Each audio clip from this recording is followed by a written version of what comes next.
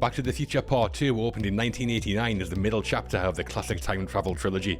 Continuing Marty McFly's time-hopping adventures in Hill Valley, the film made a ride through a utopian 2015, a dystopian 1985, and the original's 1955, one of Hollywood's most beloved sequels.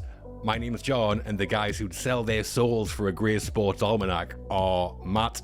It's leave, you idiot. Make like a tree and leave. And Westy. We must succeed. Where we're going, we don't need roads. ATRM are talking flying DeLoreans, flying skateboards, and proof that no matter what year it is, the shark still looks fake.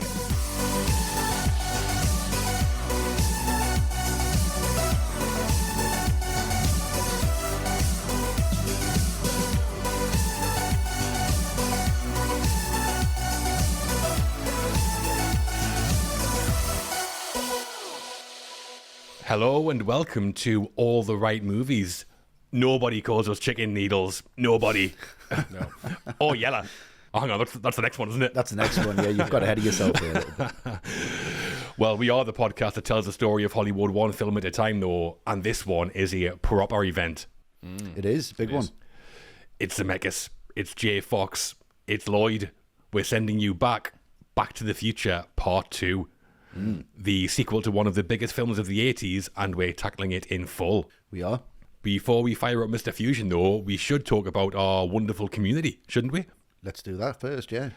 Well, if you're a regular listener to this, our main show, you can help support what we do by becoming an ATRM patron. Patrons get access to our bonus podcast episode called Double Feature, where we talk 2 films that may make it onto our main show, and the watch list, where we review 6 new releases. Yep. And you will get our monthly newsletter, get the chance to become patron of the month, and become part of the ATRM community. Fantastic. Get in there, surely. Yeah, lots of bang for your buck there. Loads of pleasure there. The kind of deal that might even make Biff Tannen put his hand in his pocket, I would think. Oh, I don't know, like. John, your Patreon, go and get it.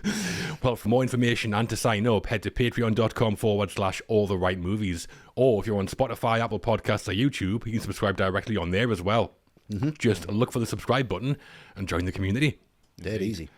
And one other thing, we also have merchandise available now as well. No self-tying sneakers, unfortunately. Not yet. Not yet, no. Yeah. But check the show notes for the link there as well. Yes. Yeah, the T-shirts do dry themselves. Don't hold us there. Back to now, though, and we're talking Back to the Future Part 2. Yeah. So, Westy, why are we getting into it? Well, I mean, we're getting into it because it's a classic in every sense of the word of being a classic. I can't remember if I went to the cinema to see this one. I definitely saw the third one in the cinema. Right. I remember that. And I definitely saw Last Crusade in the cinema. So I must have seen this. Same year, yeah. 89, wasn't it? So I've seen it so many times. It's just almost like, God bless you. It's just like, you know, that T-shirt you can't throw away. That's just your favourite. It doesn't fit you anymore. And it's all faded, but you just can't get rid of it. Like that Fight Club jacket you used to have and wear every time we went out. Still got it. Can't get rid of it. But this was like the ultimate rewatchable film as a kid. It was just constantly on and constantly entertaining. And I just loved the characters and I loved the set pieces. And I love the fact that it just referred to the first one so much. I don't know if I love that as much now, but we'll get into that. I think, can you have too much of a good thing? Yeah. So for me, like watching it from a really critical point of view has changed it slightly, but it's still lots and lots of fun. It's still a really, really excellent film. It's still really accomplished, and I still thoroughly enjoy it. So yeah, let's get into it. Yeah, I'm coming from a very similar place, I think, Westy. I mean, when you're talking nostalgia, this might be the one for me, or one of the ones. But I thought it might be up there, definitely, yeah. As a kid, this was far and away my favourite Back to the Future film. And Wow. It was for one reason, basically. I'll talk about that as we go, and how my opinions have also changed in the last few decades a bit. But Yeah. I think this one had to be talked about at some point, surely. Yeah. Yeah, I don't think the opinions have changed. I think they've just swayed towards being slightly more mature about cinema. Possibly, yeah. But direct sequel to one of Hollywood's most popular films, a crazy reality jumping narrative, which is interesting. A crazy behind-the-scenes production story, doing things technically that no one had ever done before. There was massive cast controversies and lawsuits. So even if you don't like this film, the story that we're about to tell is pretty fascinating. Yeah, there's a lot to get into. And we should have a right or laugh telling this one, I think. So. Definitely. Yeah. And obviously hoverboards, coolest thing ever. Yeah, you can't do without that. It's fantastic stuff. And Matt, BTTFP2.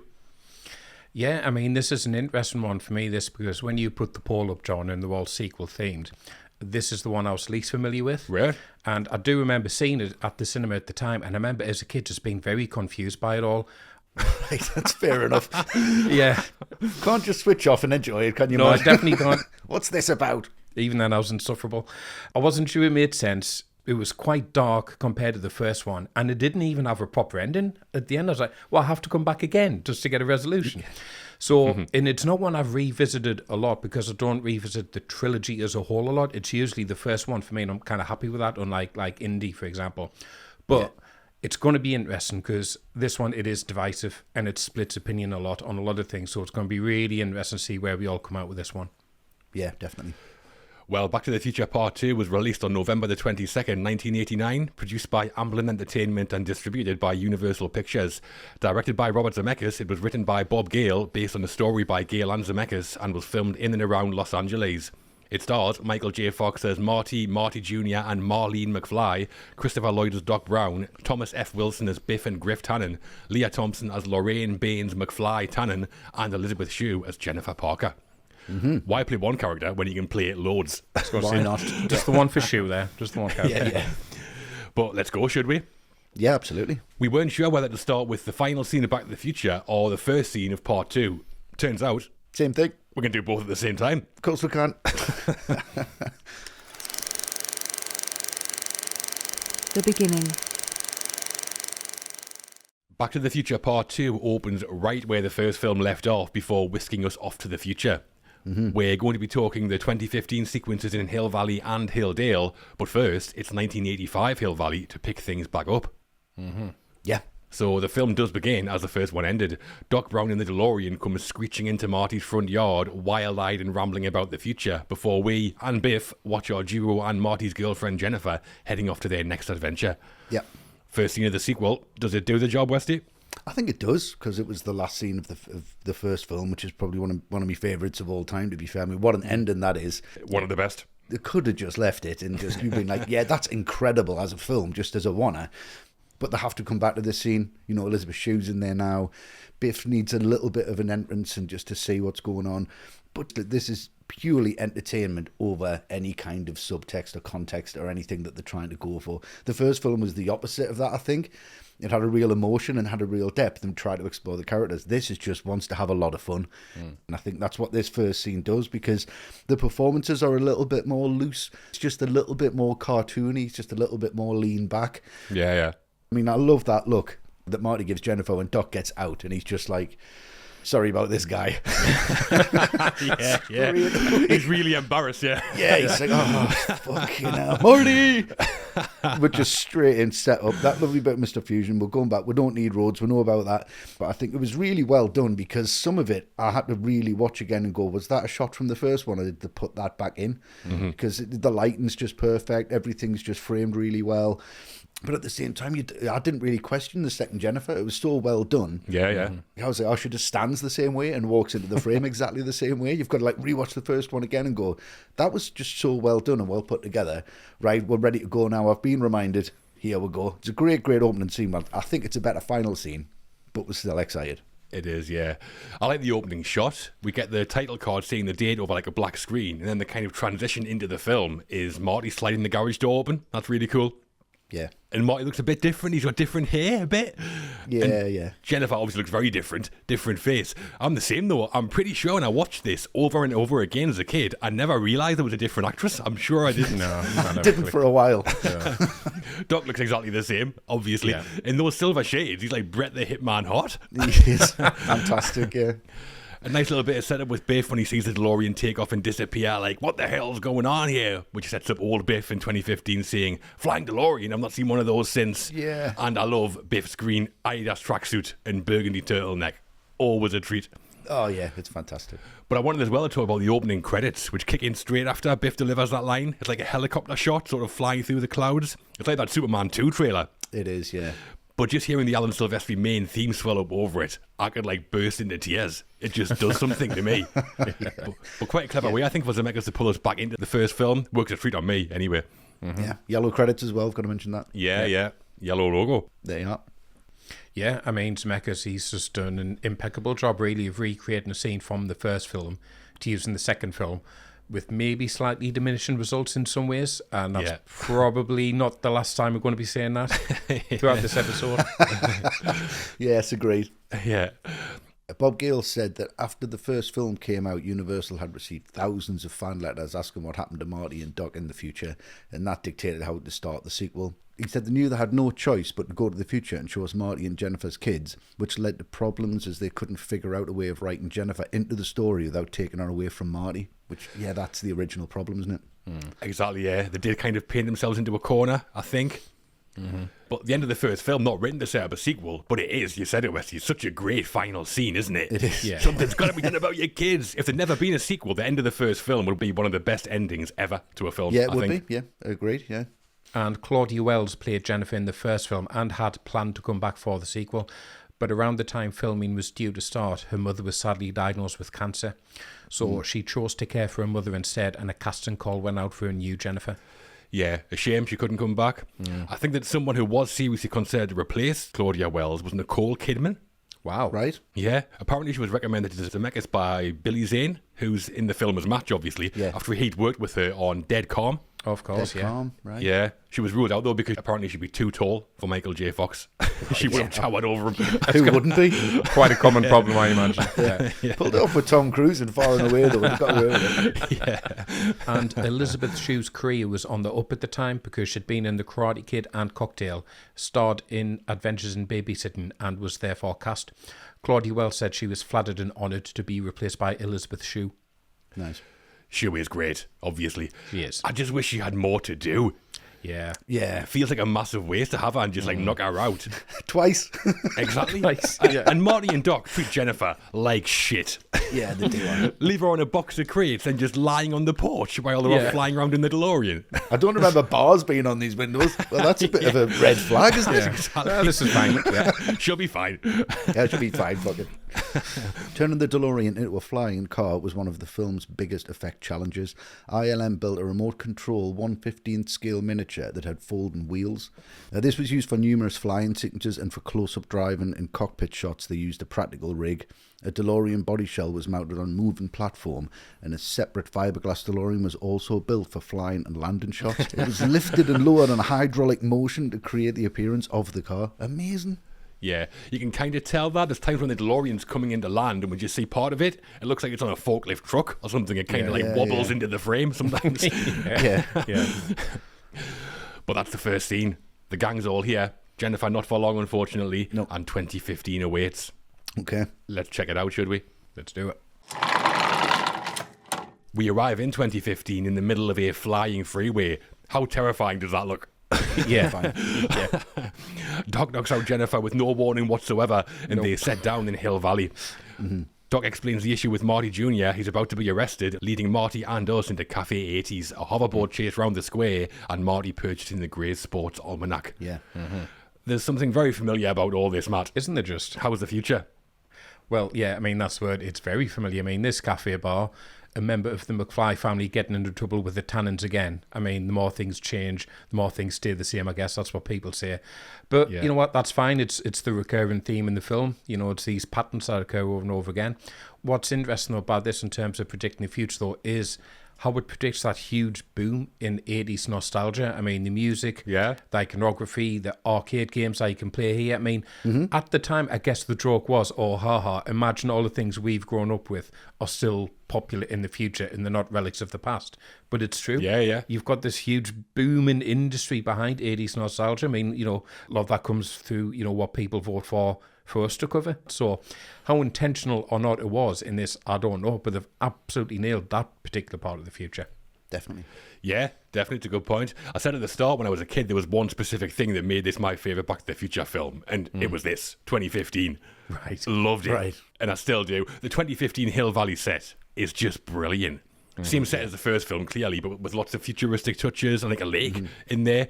Because usually when Hollywood does the future, it's often dystopian, but this isn't. Not in terms of how it looks anyway. I think it's utopian, if anything. Yeah, it's very colourful, isn't it? Yeah. It's a bit cartoonish. It's a bit like the Jetsons, I think. It is, But yeah. not so much that you don't accept it. There's some great little touches I like. All kids in the future wear the trousers inside out for some reason.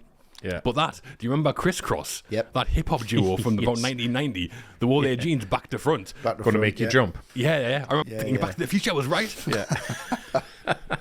But nice to see Biff in there when he's an old man. As soon as Marty walks in the cafe, Biff just starts giving him loads of shit about his dad. Well, himself. Even though at the end of the first film, weren't they like best mates? He was all like, Yeah. oh, hi, Marty. Yeah. And now, loser. Yeah. Yeah. Still putting wax on the cars wrong. Like, An early sign that this one might not be quite as detailed in the writing as the first film, maybe. Yeah. Not really. But I'm not that bothered because then Griff and his gang walk in. And I love them, but I do have some questions. How unhinged is Griff? Oh. He should not be out walking the streets. He's totally psychotic. And why does Data, the gang member, have a chicken recording on his chest plate, just like ready to go? Got everything on there. Touch of a button. They all seem like they're like massively just on this real cocaine bender. And they just Really are. Hilarious when they try to rope Marty Jr. into the heist. He says, I'll discuss it with my father. And Griff's like, wrong answer, McFly. And just throws him over the bar. It's insane. So, I mean, there's not too much going on that makes total sense sometimes, but I just love it. Yeah. I think I'm going to be doing quite a lot of script forgiveness with nostalgia in this one. Yeah, we're going to have to. Just the visual references really work over the context, though. I mean, that antique store, for a start, there's so many bits in that window that are fantastic. It's got the JVC player. I don't know if you've noticed it, the same video camera. Yeah. It's got his guest denim jacket that he wore in the first That's one. right. I think Roger Rabbit's in there as well. Yeah, so there's some really lovely little touches. It's worth a pause and having a look. It is, yeah, it's really cool. In the 2015 Hill Valley that we're talking about, there are references to other films. Marty interacts with a holographic ad for Jaws 19, which is always great. And we can see the marquee, it says it's directed by Max Spielberg, Steven's real-life son, who was 4 years old at the time. Yeah. And we also see cars from other science fiction movies. There's a Spinner, a type of flying car from Blade Runner.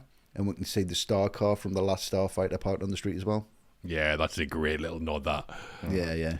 There's another slightly bizarre film reference when Marty Jr. almost gets run over crossing the street. I'm walking here. I'm walking here. Yeah, Obviously, yeah. Dustin Hoffman and Midnight Cowboy. I'm just not sure why it's in there.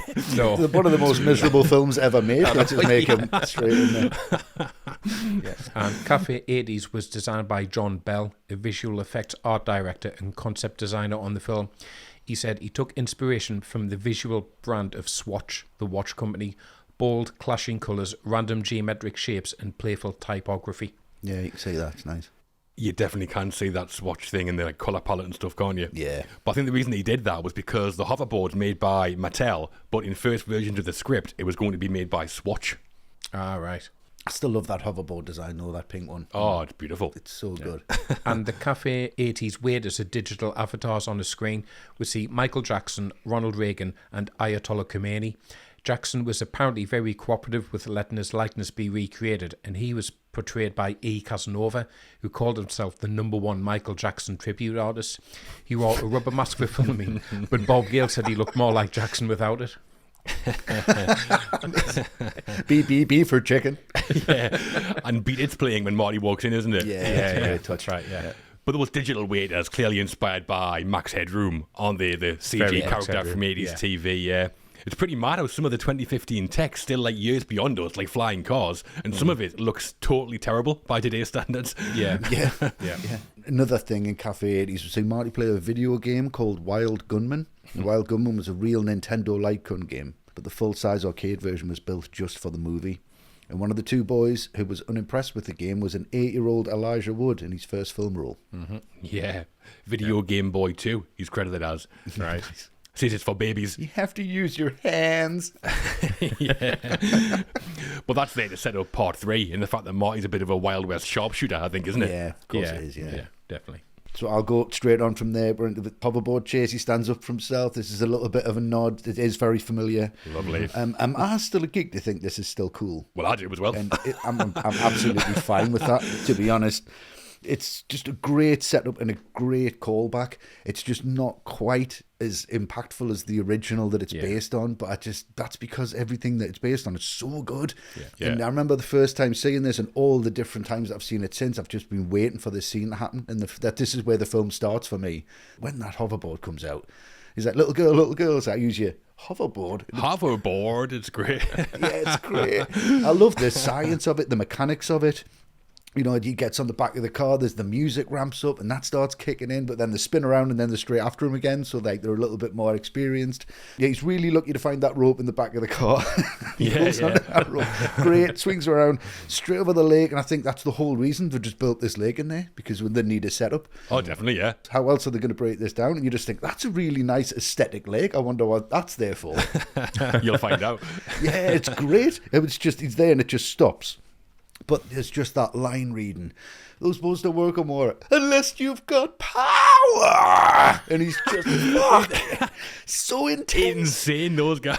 And he just, the look on his face, and he doesn't change his expression. He's just It's crazy. Crazy. It is. These guys are straight out of Escape from New York. They are, yeah. Escape from Hill Valley, yeah. Escape from Hill Valley, and it's then, well, you need power, so who's got the most powerful hoverboard? Like, what else is Griff going to use that for? He's going to the shops. He's not going to use a hoverboard. He's got a car. What does he need that for? But he's still got the biggest one. Everyone hooks on. She doesn't want it back, so he gets to keep it. I was always jealous of that, because I was like, I want one of them. But it doesn't really work on water, so I can't really take it to the marine park. Stranded in the middle of Marine Park. In the middle of the marine park, swans attacking you, just going at your ankles because your hoverboard didn't work. Just like, I don't need one because I've got a pit bull now. If she goes on that, she's getting whiplash. Her head's coming straight off. She's about 6 or 7 years old. Flame powered as well. Flame powered.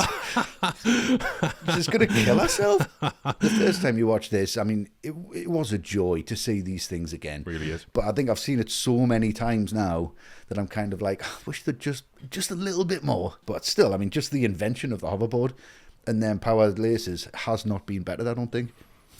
Yeah, I think you're right, Westy. I think objectively, the filmmaking of the same scene in the first film is a couple of notches above this one, probably. Yeah. But what elevates this is just the hoverboard, isn't it? Because it's just so cool. Yeah, absolutely. Yeah, there's lots of little callbacks where it mirrors the first film, like Marty hanging off the back of the car and let me borrow your hoverboard. That's all cool. Yeah. But we get some nice little narrative touches as well. Old Biff clocks the two Martys, so he knows he has a time machine. Marty buys a sports almanac, and then Doc just bins it. So it's setting up all the dominoes around this little action scene, which is all nicely done, I think. Yeah, I mean, and then the first one, he does invent skateboarding. So Marty McFly just invent a culture. He invents everything. Invented rock and roll. But this is still great. And creating the effect of the hoverboard needed a lot of special effects and tricks. So for the waist-up shots of Marty on the board, Michael J. Fox was riding an ordinary skateboard. The shot where Marty is stranded on the lake, the hoverboard had a mirror on the bottom, which was hidden by reflecting the water. Oh, nice. And full-body flying shots used crane and cable rigs attached to the back of a truck, and Fox and Tom Wilson were suspended on a harness. They were filmed from the moving truck, and a special post-production tool called Wire'em was created by ILM to allow the wires to be digitally removed from the shots. Yeah. Yeah, so once Fox was in the harness, his shoes were permanently attached to the hoverboard, so he couldn't take them off. And there's behind-the-scenes shots of crew members having to carry him round because he couldn't walk with the hoverboard on. Yeah, any Like the excuse. toy soldiers from like Toy Story. Exactly, yeah. The footage of them working on that, yeah. And there is some pretty obvious compositing shots in there, I think, as well. Not all of it looks great, but I'm fine with it. No. Yeah, that's the thing, isn't it? What we've got to really be careful of is going, this is based on the scene in the first one. How good is that scene in the first one? Yeah, exactly. Talking about the second one, let's just stick with that. But yeah, I mean, there's some great moments. And Griff's Pitbull hoverboard, that was originally going to be called Mad Dog, and that was to foreshadow Buford Mad Dog Tannen, Biff's ancestor and the antagonist in part 3. Why did they change that? That's much better. I know, it's much better, yeah. So Griff's gang are, as we spoke about, insane bastards, but they are. Data, Whitey and Spike, of course they are. Data is played by Ricky Dean Logan. Whitey is played by Jason Scott Lee, who went on to play Bruce Lee in Dragon, the Bruce Lee story, and he's fantastic in that, really, really good. Yeah. And Spike is played by Darlene Vogel, who had a condition that made her eyes 2 different colours, and Zemeckis wanted to exaggerate the effect, so Vogel wore a red contact lens in one eye. Yeah. Don't just keep it natural, Rob. That could have been anyone then. Yeah. Yeah. Funny in Cafe 80s when Spike grabs Marty Jr. by the crotch and he's like, oh! You got no screw. Again, Griff's gang are good, but why weren't they played by the same guys who play Biff's gang members? Well, exactly. I know. That seems a bit of a crazy choice as well. Yeah. I think Biff's gang members are a bit more bumbling idiots, aren't they? Like Yeah. X-Ray and these were a bit more efficient, I guess, in the future. And filming the scene where the gang crashed through the courthouse window, Darlene Vogel was replaced by a stunt double, and she was called Cheryl Wheeler Duncan. But when they filmed it, there was a technical error, and instead of going straight through the window, Wheeler Duncan smashed into one of the concrete pillars and dropped 30 feet to the floor, ending up lying in a pool of her own blood. They didn't reshoot the scene, and you can see her hitting the pillar in the film. Thankfully, though, she wasn't permanently injured. Yeah, you can, yeah. At first, they apparently thought she was dead because there was that much blood. Well, yeah. For years, I thought that must have been a dummy because you see her like bounce off the pillar at some speed. She clips the pillar and then it cuts, doesn't it? Yeah. That must have been terrifying to see that. She was okay though, thankfully, yeah. No one was injured in the Tower Inferno, but Back to the Future Part 2. Yeah, exactly. Someone nearly dies, yeah. Before we move from Hill Valley to Hilldale, we've had a question in from one of our ATRM patrons. Okay. It fits perfectly in 2015 Hill Valley, and it comes from Matthew Williams. Hello, Matthew. Hello, Matthew. So Matthew says, the hoverboard, self-drying jacket and the expanding pizza are etched on my memory from this film, but are unfortunately still not close to reality. Which past films do you think have come closest to predicting the future, and what would be in your top 3 lists of future gadgets designed in films? Right. So what do you think, Westy? Good future tech from films? Well, I mean, the 3 that I think have come close to predicting the future, firstly, I think Terminator, with the rise of AI, especially Terminator 2, dangerously close. Yeah. The targeted advertising in Minority Report, that's Yeah. kind of getting there. I think that's going to happen very, very soon, if not already on Instagram. And then, unfortunately, everything in Children of Men, Yeah. which was spoke about recently, is predicting the future. The gadgets, because I've always loved this kind of stuff, but the neutralizer in Men in Black, Oh, yeah. I wish that exists. Just wipe people's minds. That's fucking great. Yeah. We were out last night, weren't we? Just look into this. Yeah. Sorry about me. Any flying cars, particularly the spinner, Oh, yeah, definitely. that's amazing. And the fire bursting guitar from the Doof Warrior in Mad Max Lovely. with an amp on top of a truck. I know you could possibly do that now, but I would like to just buy one. And also in this, the one that no one mentions is the sleep-induced algorithm generator that puts Jennifer to sleep. Oh, of course, yeah. Stick it through in your face. How long do you want? A couple of hours. Bang. You're asleep. Amazing. Yeah, Minority Report, that's a good one. That holds up. They also predicted the kind of user interface with those kind of gesture controls, Tom Cruise flinging stuff around. Yeah, they did. Yeah. But I mean, I think 2001 A Space Odyssey might be the gold standard. Like tablet computers, video calling, voice activated AI. That was all decades before it was created as well. As for gadgets, my 3 would be that time turner thing from Harry Potter. Lets you go back in time, easy peasy. Oh, right. Okay. Yeah, right. nice. Watch the Grand National, jump back 20 minutes. Bob's your uncle. Yeah. And my top 2 are both from Star Trek, obviously. Obviously. Second, the replicator. Any food, any drink, anything, just materialised out of thin air, so you never want for anything. Number 1, I've got the holodeck. So that's a room that can create any environment or like scenario you can imagine. Right. If I had one of those, I would just never leave. Fair enough. You'd find my skeleton in there. Never could replicate your skeleton if we found you replicate. Yeah, I mean, in terms of like predicting the future, I think Her did a really great job of predicting the future about kind of AI assistants with names and personalities and how people genuinely seem these days are getting attached to them. And wasn't it OpenAI who wanted to really use Scarlett Johansson's voice and she wouldn't let them? Yeah. Yeah, I mean, life imitating art there. And then top 3 gadgets. I mean, one from this film, and I know everyone says the hoverboards, but the one for me is, it's just in the background very quickly, but you know where you see that dog being taken for a walk and it's just attached to like a little drone type device. That would be so useful, like when it's pissing it down outside. You lazy bastard. Well, that's it. I'm not going to pretend it's anything other than, oh, go on, just that can take, I'm not getting wet, no way. And then the last one, I just love, you know, the exosuit in District 9 Oh, yeah. that he has at the end.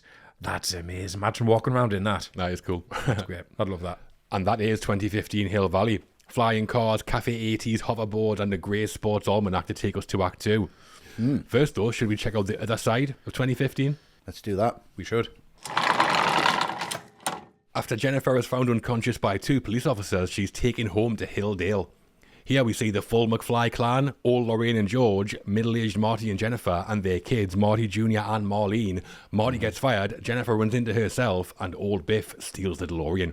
A lot going on. Hilldale, Matt, the address of success or the address of suckers? I mean, this scene when Jennifer goes to the McFlys, this is a tough scene to swallow for me. Like, it's tricky when you get an actor playing multiple parts as to how believable it is. I mean, we covered Dr. Strangelove not too long ago. Yeah. And Peter Sellers delivers a masterclass in how you do it. Yeah. This is no masterclass, I'm afraid, here with some of these. Slammed. Well, Michael J. Fox, he's great as the multiple Martys, but when he comes downstairs as Marlene as well, it's so unconvincing with that voice over the top of it. It always takes me out of the film. It's like I'm watching The Clumps or something like that instead. On Norbit. I'm not sure why they didn't just have Leah Thompson playing Marlene. And then Lorraine and George turn up, and obviously we'll get into all the Crispin Glover stuff later, but George was hanging upside down like one of those really fancy kebabs you can get. It's just on the thing instead. It's just all too silly. I mean, I think the makeup is not aged well at all in this film for trying to convince you like these people are old. And this whole scene just plays out like too much of a pantomime for me. And I just think, get me out of this scene. I want out of this future for more reasons than one. Right. I'm not sure this scene's totally necessary to the plot, to be honest. No, absolutely not. But I think it's just a joy. I love Marlene appearing at the top of the stairs. That close-up, you're meant to know it's Michael J. Fox, I think. I don't think it's meant to be like Peter Sellers, but it's a pizza hydrator for me. Second only to the hoverboard, that thing. Who wouldn't want one of those? Just ignoring all of the performances. That fucking pizza hydrator. Yeah. Oh, you're straight in there with the pizza, obviously. That's no surprise. Well, Lorraine uses to cook the pizza. How good does that pizza look? It looks does unreal. look good, to be It looks fair. unreal. Black and Decker need to open the takeaway arm. Oh, definitely. Finally, Elizabeth Shue gets something to do. Yeah, and if anything, just goes to prove that we should get even more of her. I think it's funny when she sees the wedding photo and she's like, Chapel, oh love. And then when she runs into herself, 47-year-old Jennifer shouts, I'm young. And 17-year-old Jennifer shouts, I'm old. And they both just pass out. That's great. Yeah. But as a sequence, I think it's fun. And yes, Jennifer's biggest moment in the whole trilogy, probably.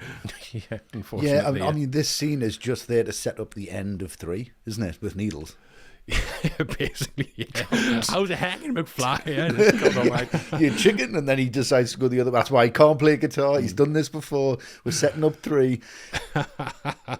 So, right, you've touched on this already, John. Here we go. So the motivation for the pizza hydrator was financial. Universal had struck a sponsorship deal with Pizza Hut.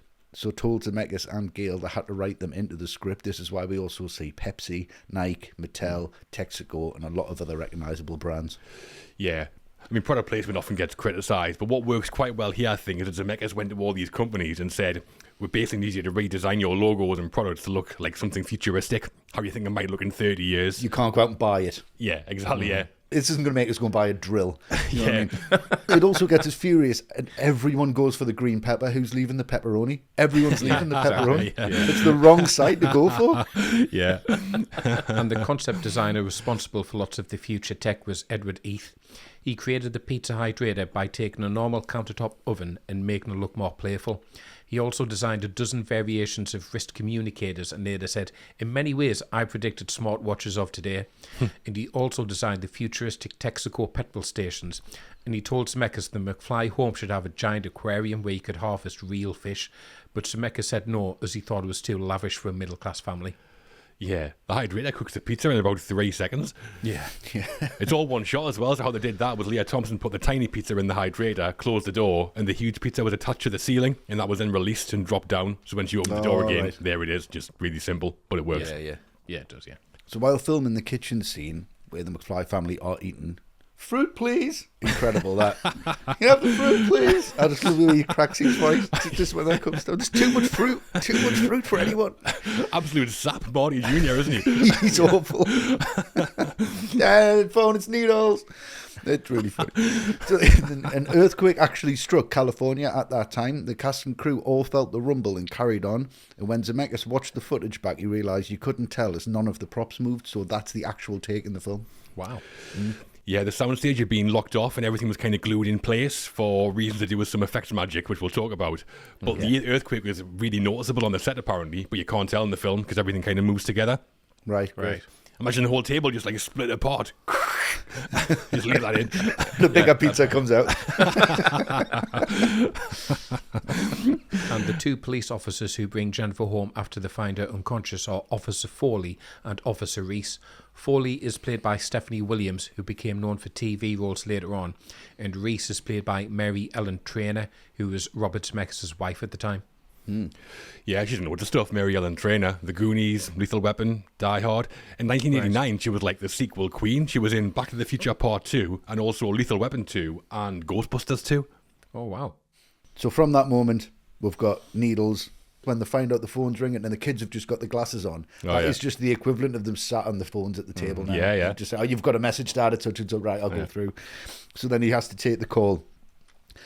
And just how quickly he falls for being called a chicken just starts to piss me off. It's like every time. It's not that bad to be called, are you chicken? Yeah, I am actually. Fuck off. Your job's more important. I need financial security. And yes, I'm a little bit scared of things. It's absolutely fine to admit now. But I think back in the 80s, there was masculinity. And if you were scared of something, and I mean, that's just his shtick, isn't it? But I think they just use that as this ace up the sleeve. And I just don't think it's as big of a card as they think it is when they're playing it.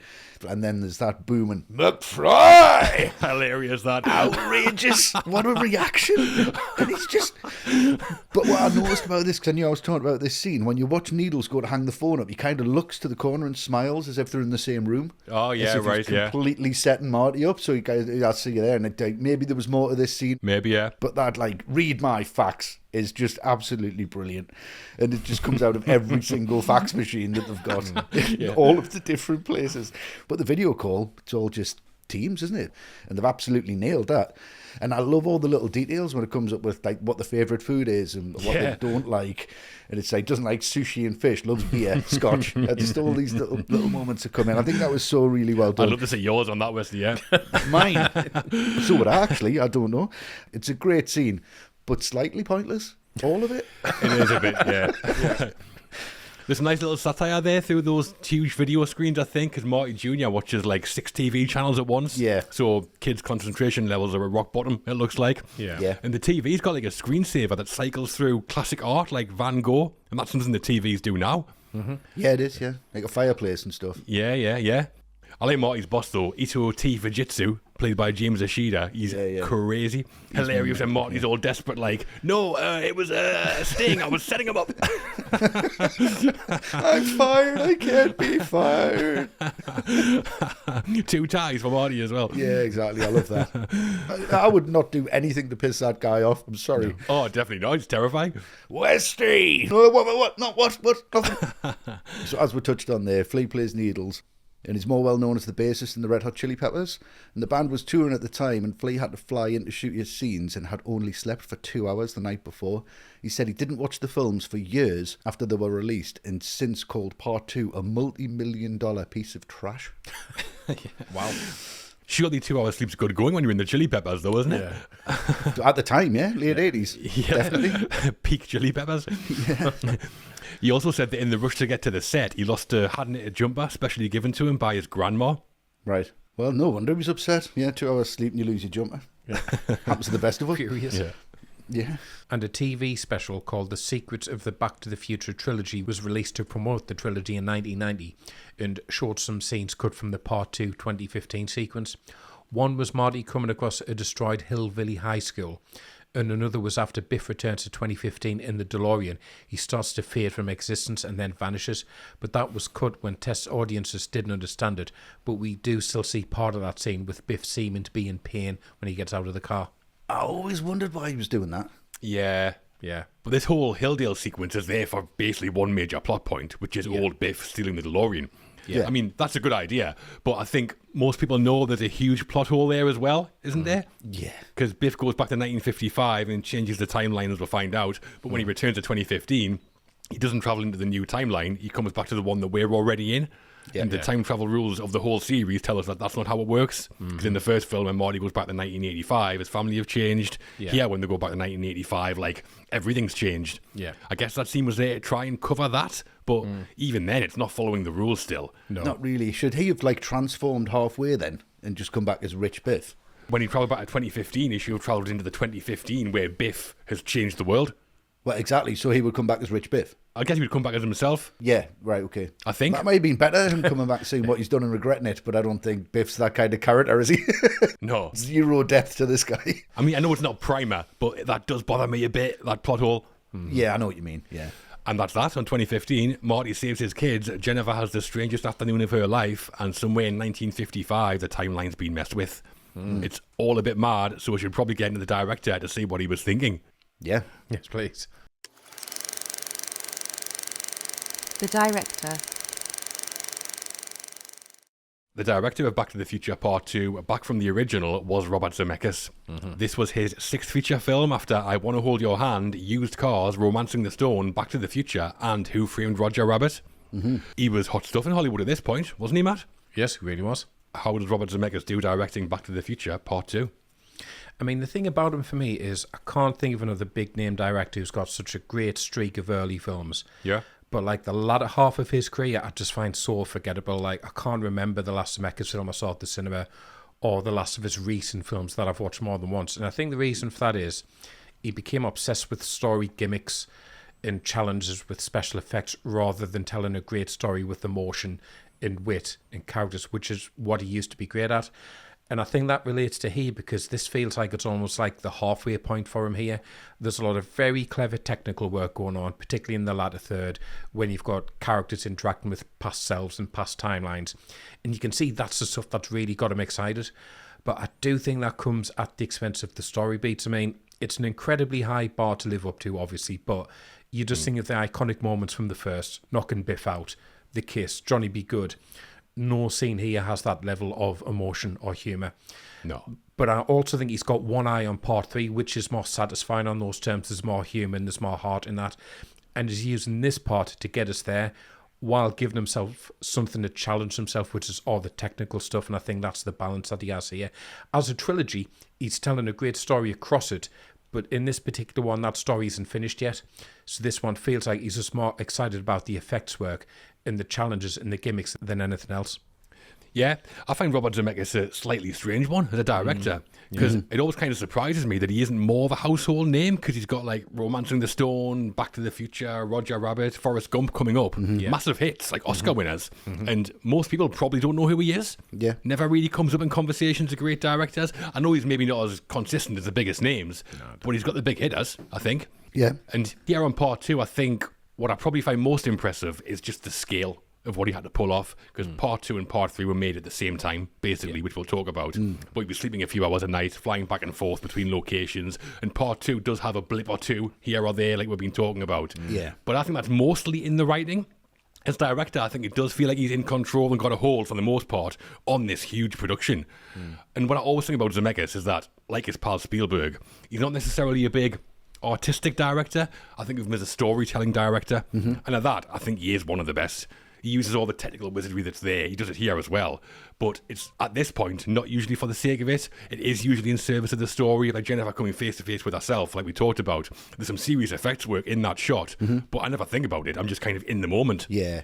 Same. Yeah. And I think that understanding of just good old-fashioned storytelling is one of the things that separates your Spielbergs from your Michael Bays. And Zemeckis, for me, is definitely on the Spielberg end of that spectrum. We'll see that, I think, mostly in part 2, and that's no bad thing. Yeah, I mean, I thought about this, and it's like really hard to pinpoint a Zemeckis film. What is a Robert Zemeckis film then? Yeah. What is it at its core? I'm just imagine sitting having a pint with someone and just going, "Who's your favourite director?" And they go, "Robert Zemeckis." And I'll go, "So what do you like exactly then?" Because he's done everything, like across the board. I don't know. I kind of put my finger on it. I know what you mean, yeah. But I think what he does have is a lot of rules, and I think he's a very consistent director, and I think he has a lot of control over set pieces. I think he can really direct set pieces without you knowing that it's necessarily over-directed. He definitely doesn't over-direct, and his films are really enjoyable. But I don't know what his motivation is.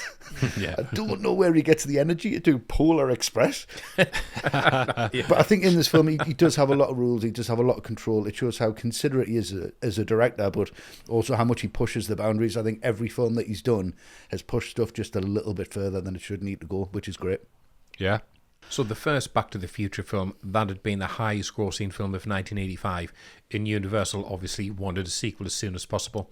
Zemeckis and Gale weren't keen at first, as they thought sequels were usually just retreads of the first film, but things changed when the studio delivered an ultimatum, which was head of Universal Sid Sheinberg telling them a sequel was going to be made with or without them.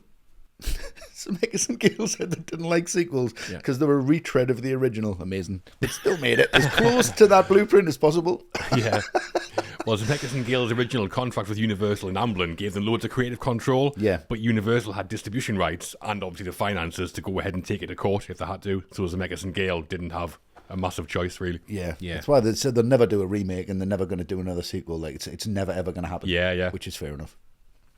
So they struck a deal instead. They said, we'll do a sequel on the following basis. We need to have deals in place for Michael J. Fox and Christopher Lloyd. As long as those guys are signed, we'll figure out a sequel. Nice. It would have been pretty terrible if J. Fox hadn't came back, wouldn't it? Yeah. Lifts the garage door open, it's Eric Stoltz. Back to Stoltz's tail between his legs for Zemeckis. Yeah, I'll sort that out. That's exactly what I would tell this fucking asshole right now. So once Zemeckis and Gale started coming up with ideas, they told Universal they actually wanted to make a trilogy. Universal greenlit a budget of $40 million for Part 2, more than twice the budget of the original, and another $40 million for Part 3. Nice. Yeah, saves an overall production cost, obviously, doesn't it? Mm-hmm. But signing off 2 sequels back to back, that was pretty much unprecedented in Hollywood at the time, so kind of setting new ground for the likes of Lord of the Rings later on. Yeah. And apparently one of the inspirations for this, shooting the second and third films back to back with 20th Century Fox, they'd produced The Three Musketeers in 1973, and when there were production problems, it ended up being split into 2 films, and The Four Musketeers came out in 1974. Yeah. Universal were keen to avoid similar issues, which is why they greenlit 2 sequels at the same time. Wow, right.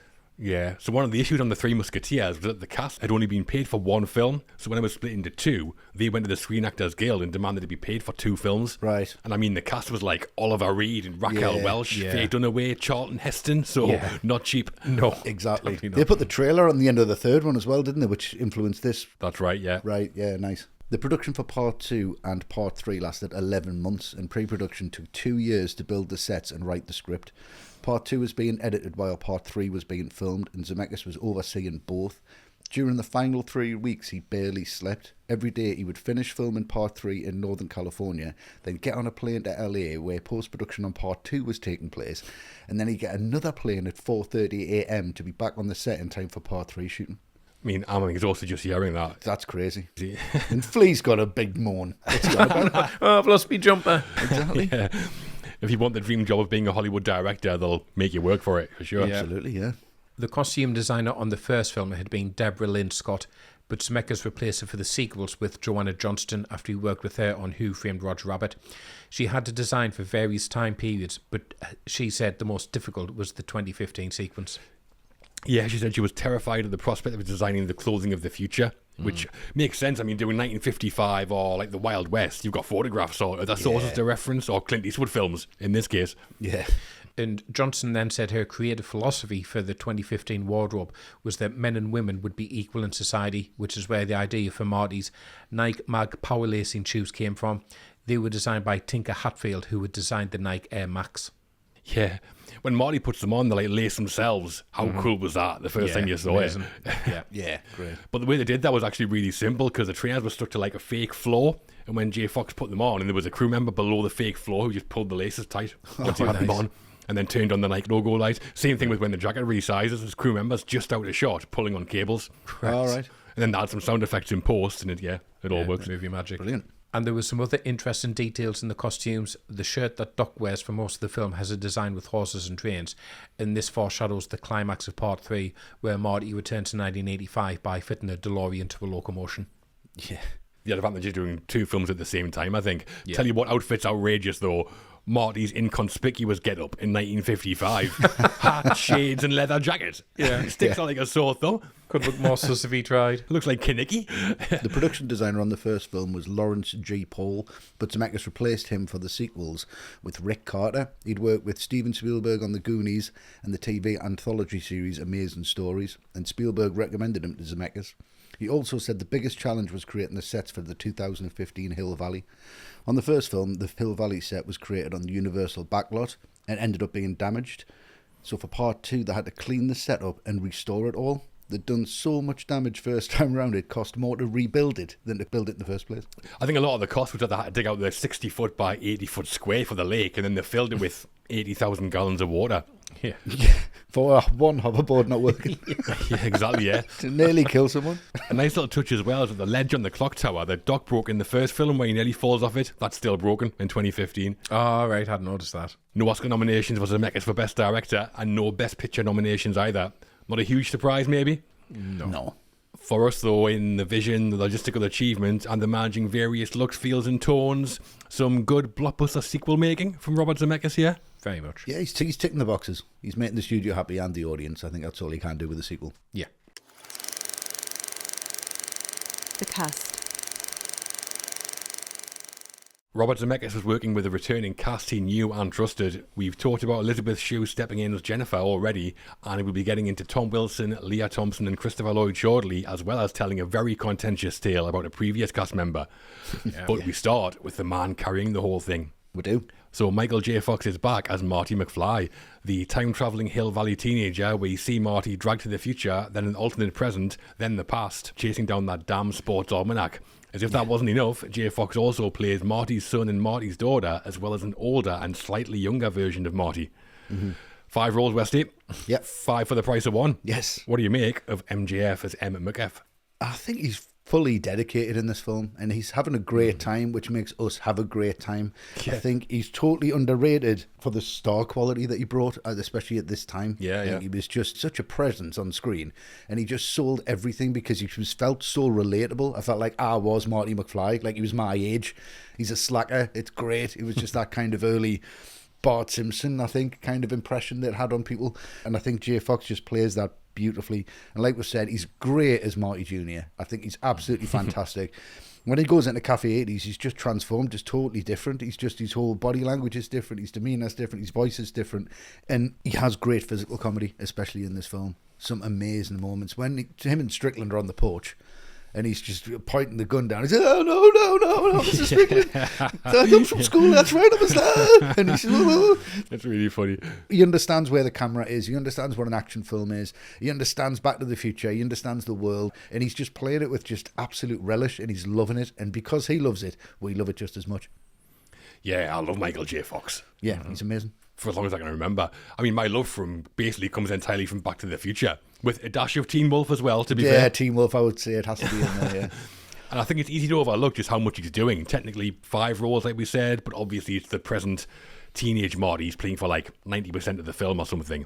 Yeah. But what I think is pretty impressive is that even aside from the different roles, in some ways this is a harder film for J. Fox than the first one, because in Back to the Future, Marty's this kind of cool teenager out of his depth, like a fish out of water, but he's funny, he's playing the guitar, he's skateboarding, he's likeable, and the plot's pretty straightforward. Get your parents together, get back to 1985. Here, the plot is total chaos. It is. He's in 2015, then he's in Pottersville, 1985, as Doc calls it. Yeah. Then back in 1955, trying not to bump into himself. It's 3 different worlds, really. And like we said, there are some tonal shifts between them, and J. Fox has got to be the kind of anchor through all of it. The 1985 stuff especially, there's 1 or 2 scenes there which do have real dramatic weight. Yeah. It's probably the darkest the whole trilogy goes. And J. Fox, great comedy guy, we know. He proves that he does have those more dramatic chops when he needs them as well. Yeah. But what he's best at is the comedy. I think he's one of the best comic actors I've seen.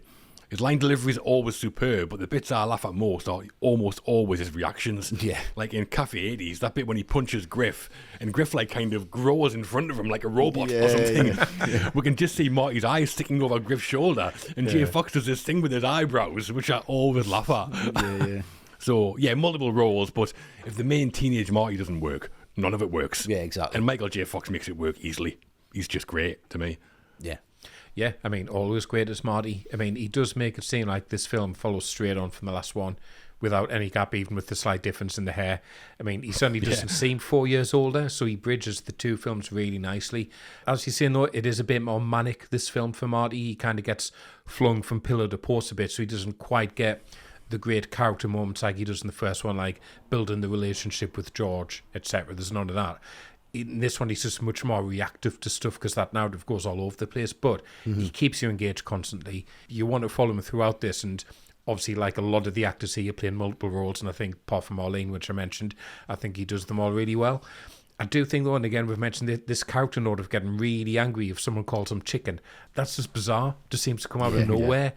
And it just seems like a convenient way to get him into fights and arguments. Yeah. But apart from that, though, he's Marty McFly, so you just can't go wrong with him. Yeah, absolutely can't. As we mentioned, one of Zemeckis' conditions for making the sequel was that Michael J. Fox returned as Marty, so him coming back was never in doubt. Fox wanted to do it, but the stumbling block was the salary. So for Back to the Future, he was paid $250,000, and for the sequels, he was reportedly paid $5 million for Part 2 and another $5 million for Part 3. Wow. Nice. No wonder he's enjoying himself. 5 for the price of 10. Yeah. $1 million a character. Exactly. I mean, the difference was he wasn't just a TV actor from Family Ties anymore. He was now a movie star, wasn't he? Yeah. And he had leverage to negotiate because Zemeckis had basically said he wouldn't do it without him. Yeah. Production, though, wasn't easy for Fox. The final season of Family Ties was filming at the same time as Part 2, so his shooting schedule for the first few months was filming Family Ties during the day and Part 2 at night, meaning he was living on a couple of hours sleep a night. Yeah, he went through the same thing on the first film, didn't he? He did, yeah. Yeah.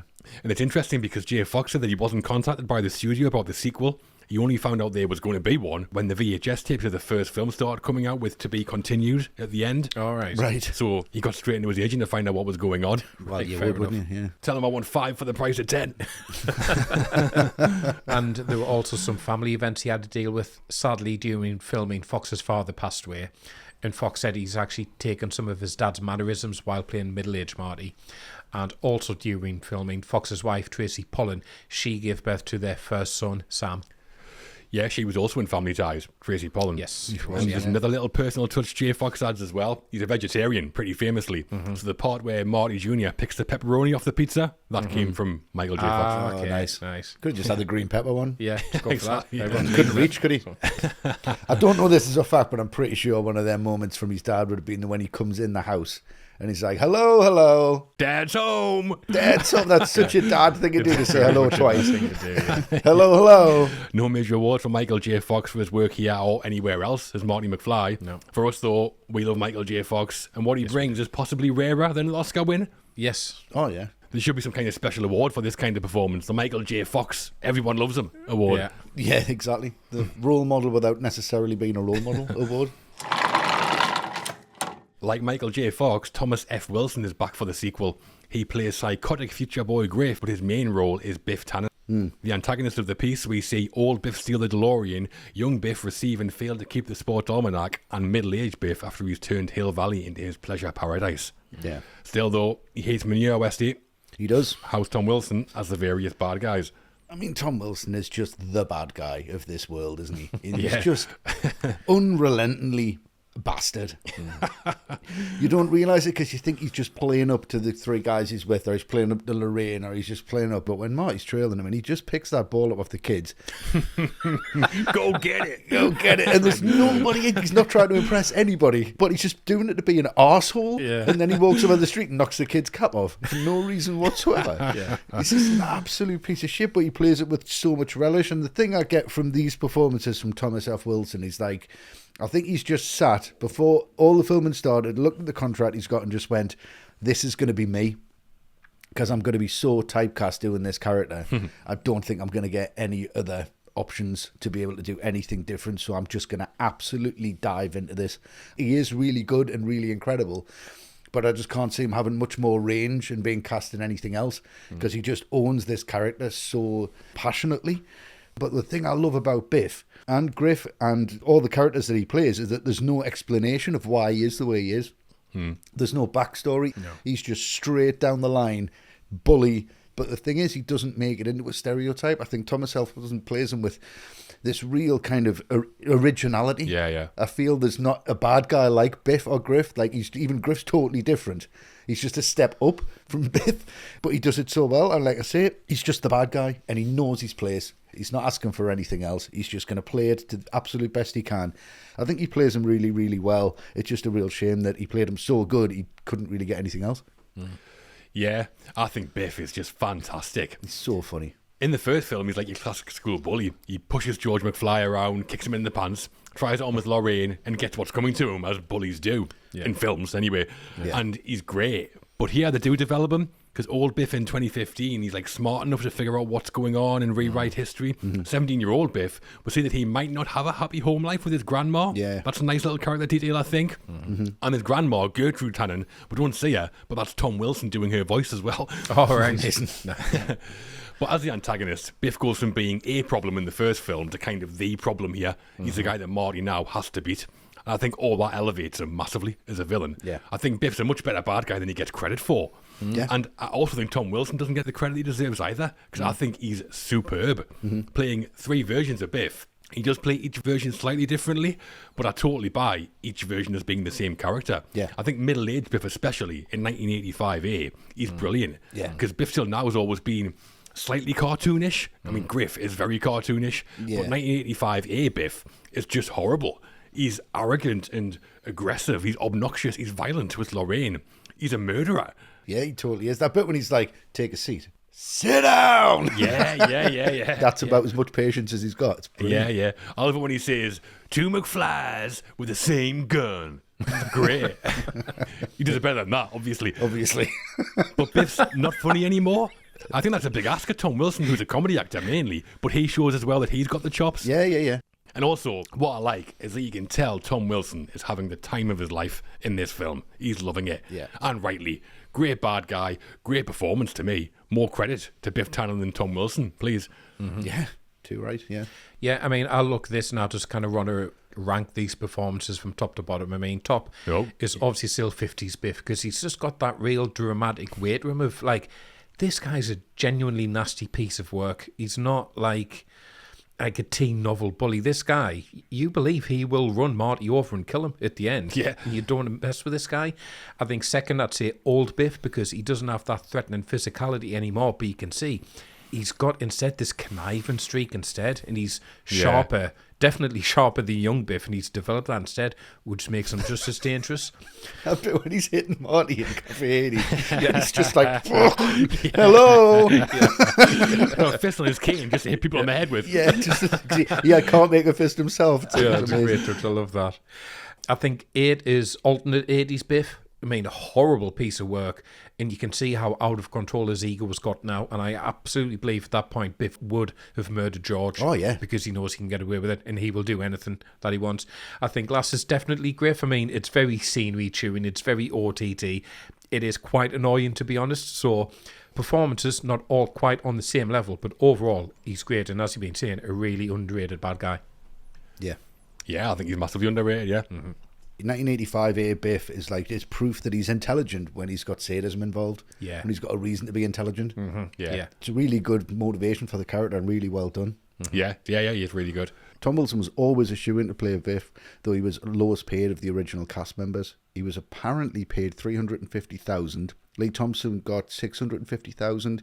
Wilson said that Bob Gale briefed him for the role of 1985A Biff by giving him photos and stories of the American tycoon Martin Davies, and said to look at Davies' eyes, they were like a great white shark. And Gale had also said he took inspiration from Donald Trump, which, it's obvious now, isn't it? Yeah. Yeah, he was a US oil magnate, Martin Davis. He owned 20th Century Fox at one point as well. Oh, really? Right. Yeah. And the Trump thing, yeah, you can see it. I think. Oh, yeah. Yeah. It's the same painting behind him, isn't it? Yeah. And 1985 A. Lorraine, her look was apparently based on Tammy Faye Messner, the TV American evangelist from the 80s. Right. You can see that as well, once you know. Okay, Yeah. right. Ooh la la! But playing 3 versions of Biff and Griff was more challenging for Tom Wilson than the first film. He wears prosthetics to play middle-aged and old Biff, and Wilson said it took 6 hours for the makeup artist, Ken Chase, to turn him into both of them. They would start at 3 a.m. to be ready in time for the day's filming, and on days when they were shooting scenes that had multiple versions of Biff in the same scene, Wilson would shoot the scenes as the older character first, spend 90 minutes having makeup removed, then go back to the set to perform the scene again as the younger character. Yeah, so like when old Biff gives young Biff the almanac, or when old Biff talks to Griff in Cafe 80s, them scenes, that's a crazy schedule though. Yeah. Oh, yeah, insane. Yeah. No major awards for Tom Wilson, but according to us, some performance. Oscar, for me. Yeah, Yeah, why not?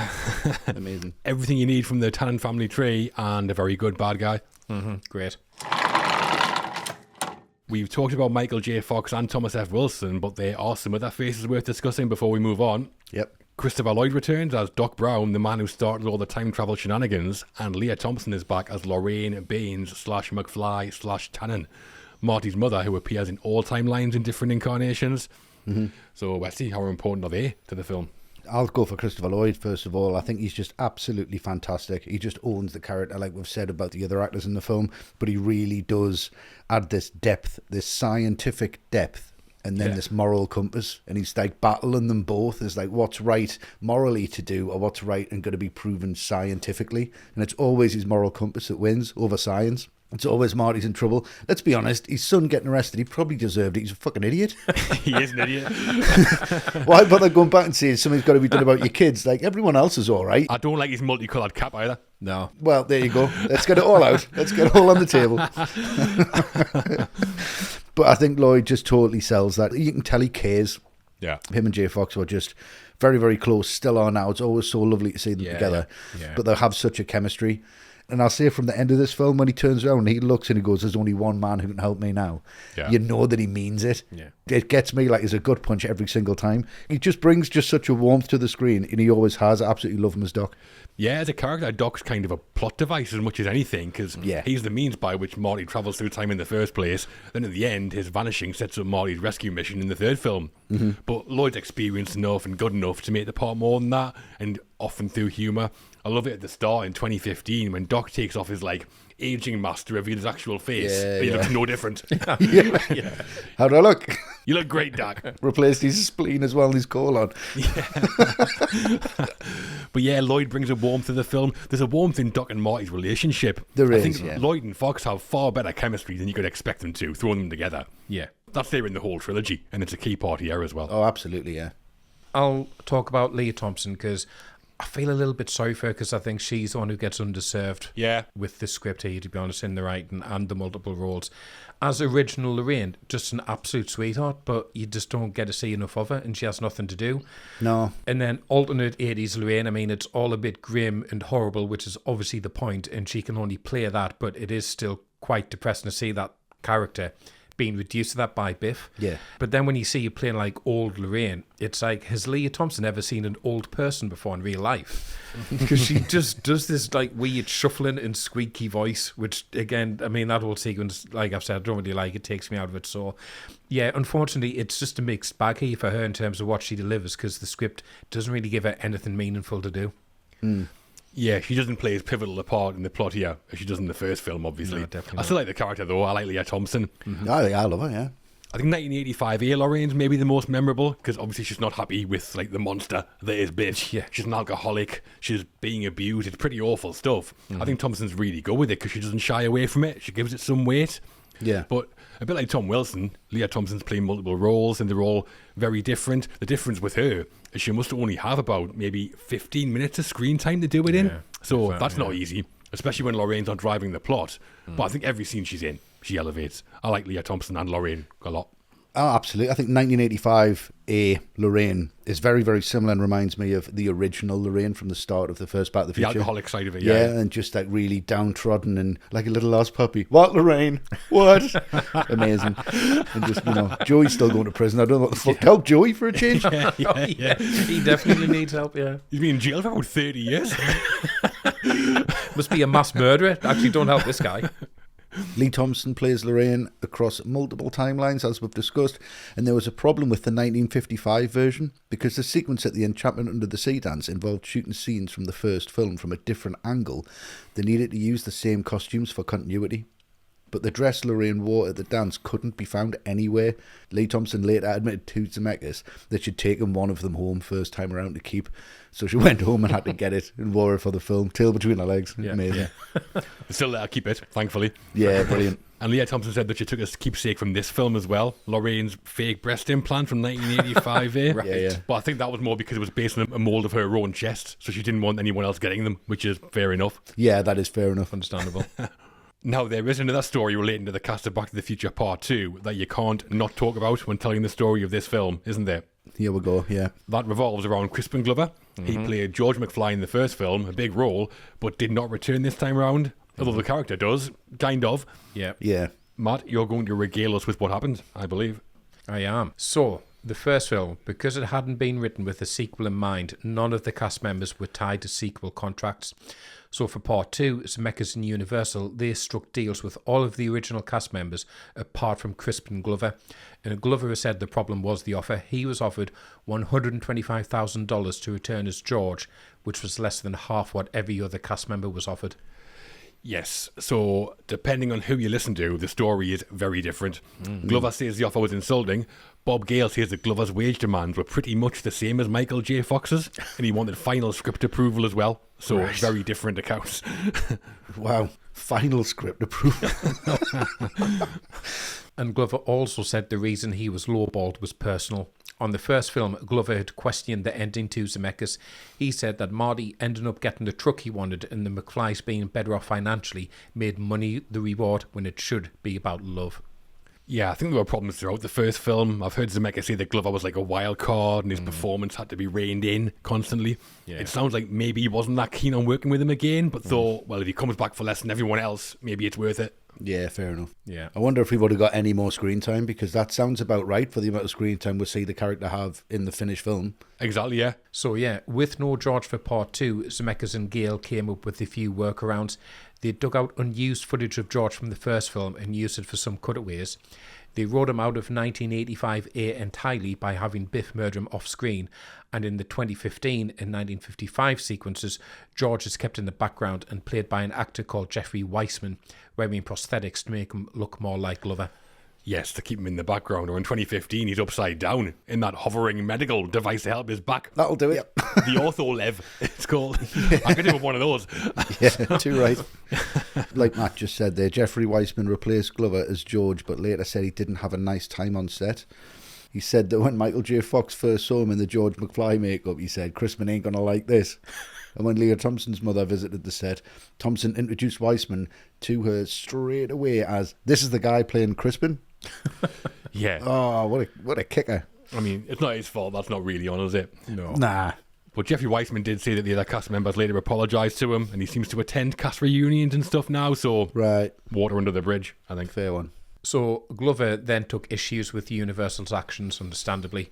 He wasn't happy with them using footage of him without pain, and when he found out Jeffrey Weissman's prosthetics had been made from moulds of Glover's face, he filed a lawsuit against the producers of the film on the grounds that they neither owned his likeness nor had permission to use it.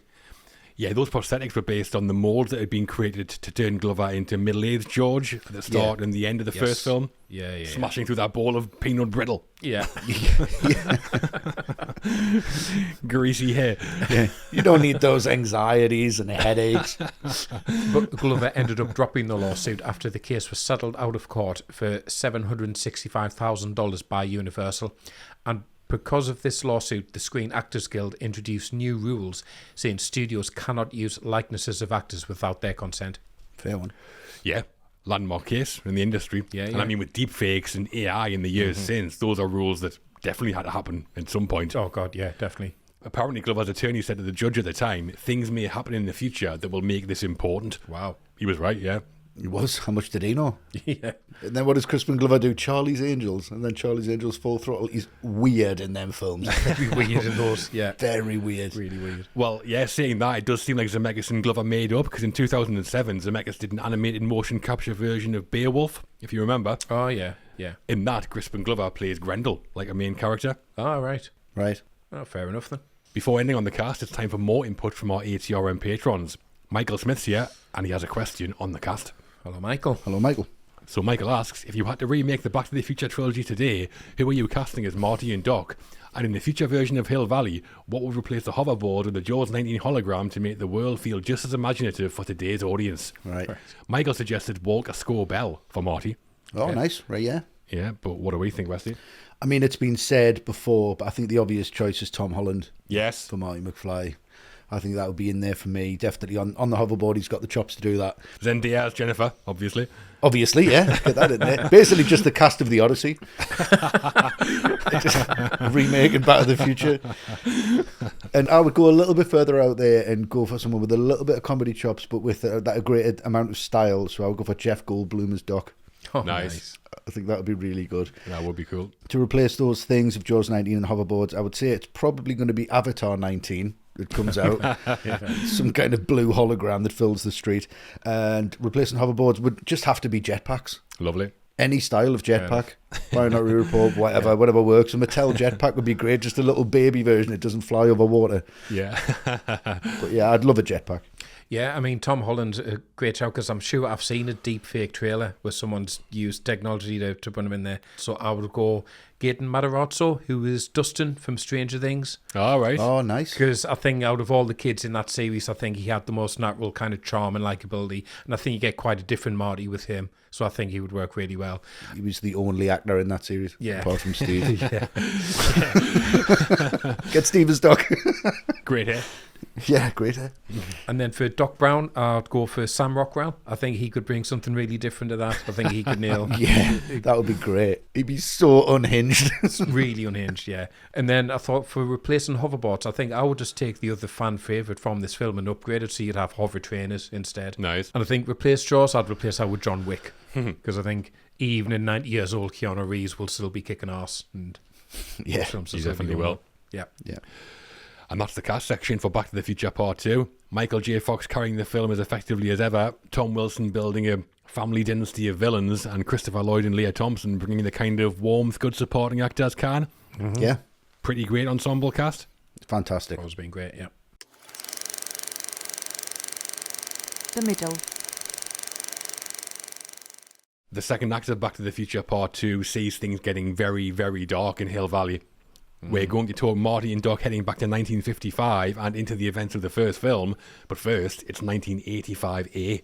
It is. It is. So, thanks to old Biff's trip down memory lane, Marty and the Doc return to an unrecognisable 1985. Here we see Biff's Pleasure Paradise, a big Lorraine, a murder George, and our heroes piecing together what's gone wrong. So, Matt, what do you make of 1985A? I mean, this is absolutely horrible. Horrible for everyone. Horrible for us. Sick. Ill. It's really sick, evil. No one's happy here. I mean, this bit with Lorraine, I mean, obviously riffing on the scene from the first film again, where unconscious Marty is being looked after by Lorraine. And I know the whole first film did have that kind of incest subtext to it, and that was handled very carefully. But I'm watching this scene, and I just want Marty to stop being obsessed with his mother's breasts. Like, he can't stop staring at them. Like, all right, I get the point. Is that Marty or is that Michael J. Fox? Well, exactly. I don't know who's more surprised. You know, there's other things going on here that he should be alarmed by. I mean, when you consider how wholesome Lorraine is in the first one, and now she's just gaudy and trashy and a drunk, it's just heartbreaking, really. Like, say, it goes into the dark places, this film. And then you take this scene with how Lorraine has turned out without George, and you get that great exposition at the start that explains how Biff got into this position. And this is so influenced by Pottersville from It's a Wonderful Life. Oh, yeah. Just, you know, a lot more emphasis on cleavage than you got in that film. Yeah, just a bit. Depends where you look. And you've looked very carefully. Yes, I have. Yeah, 1985A. It's the first time the trilogy really explores this part of time travel, like what happens if things get changed, like for the worse. Yeah. And I think it's classic Back to the Future style storytelling because it starts funny.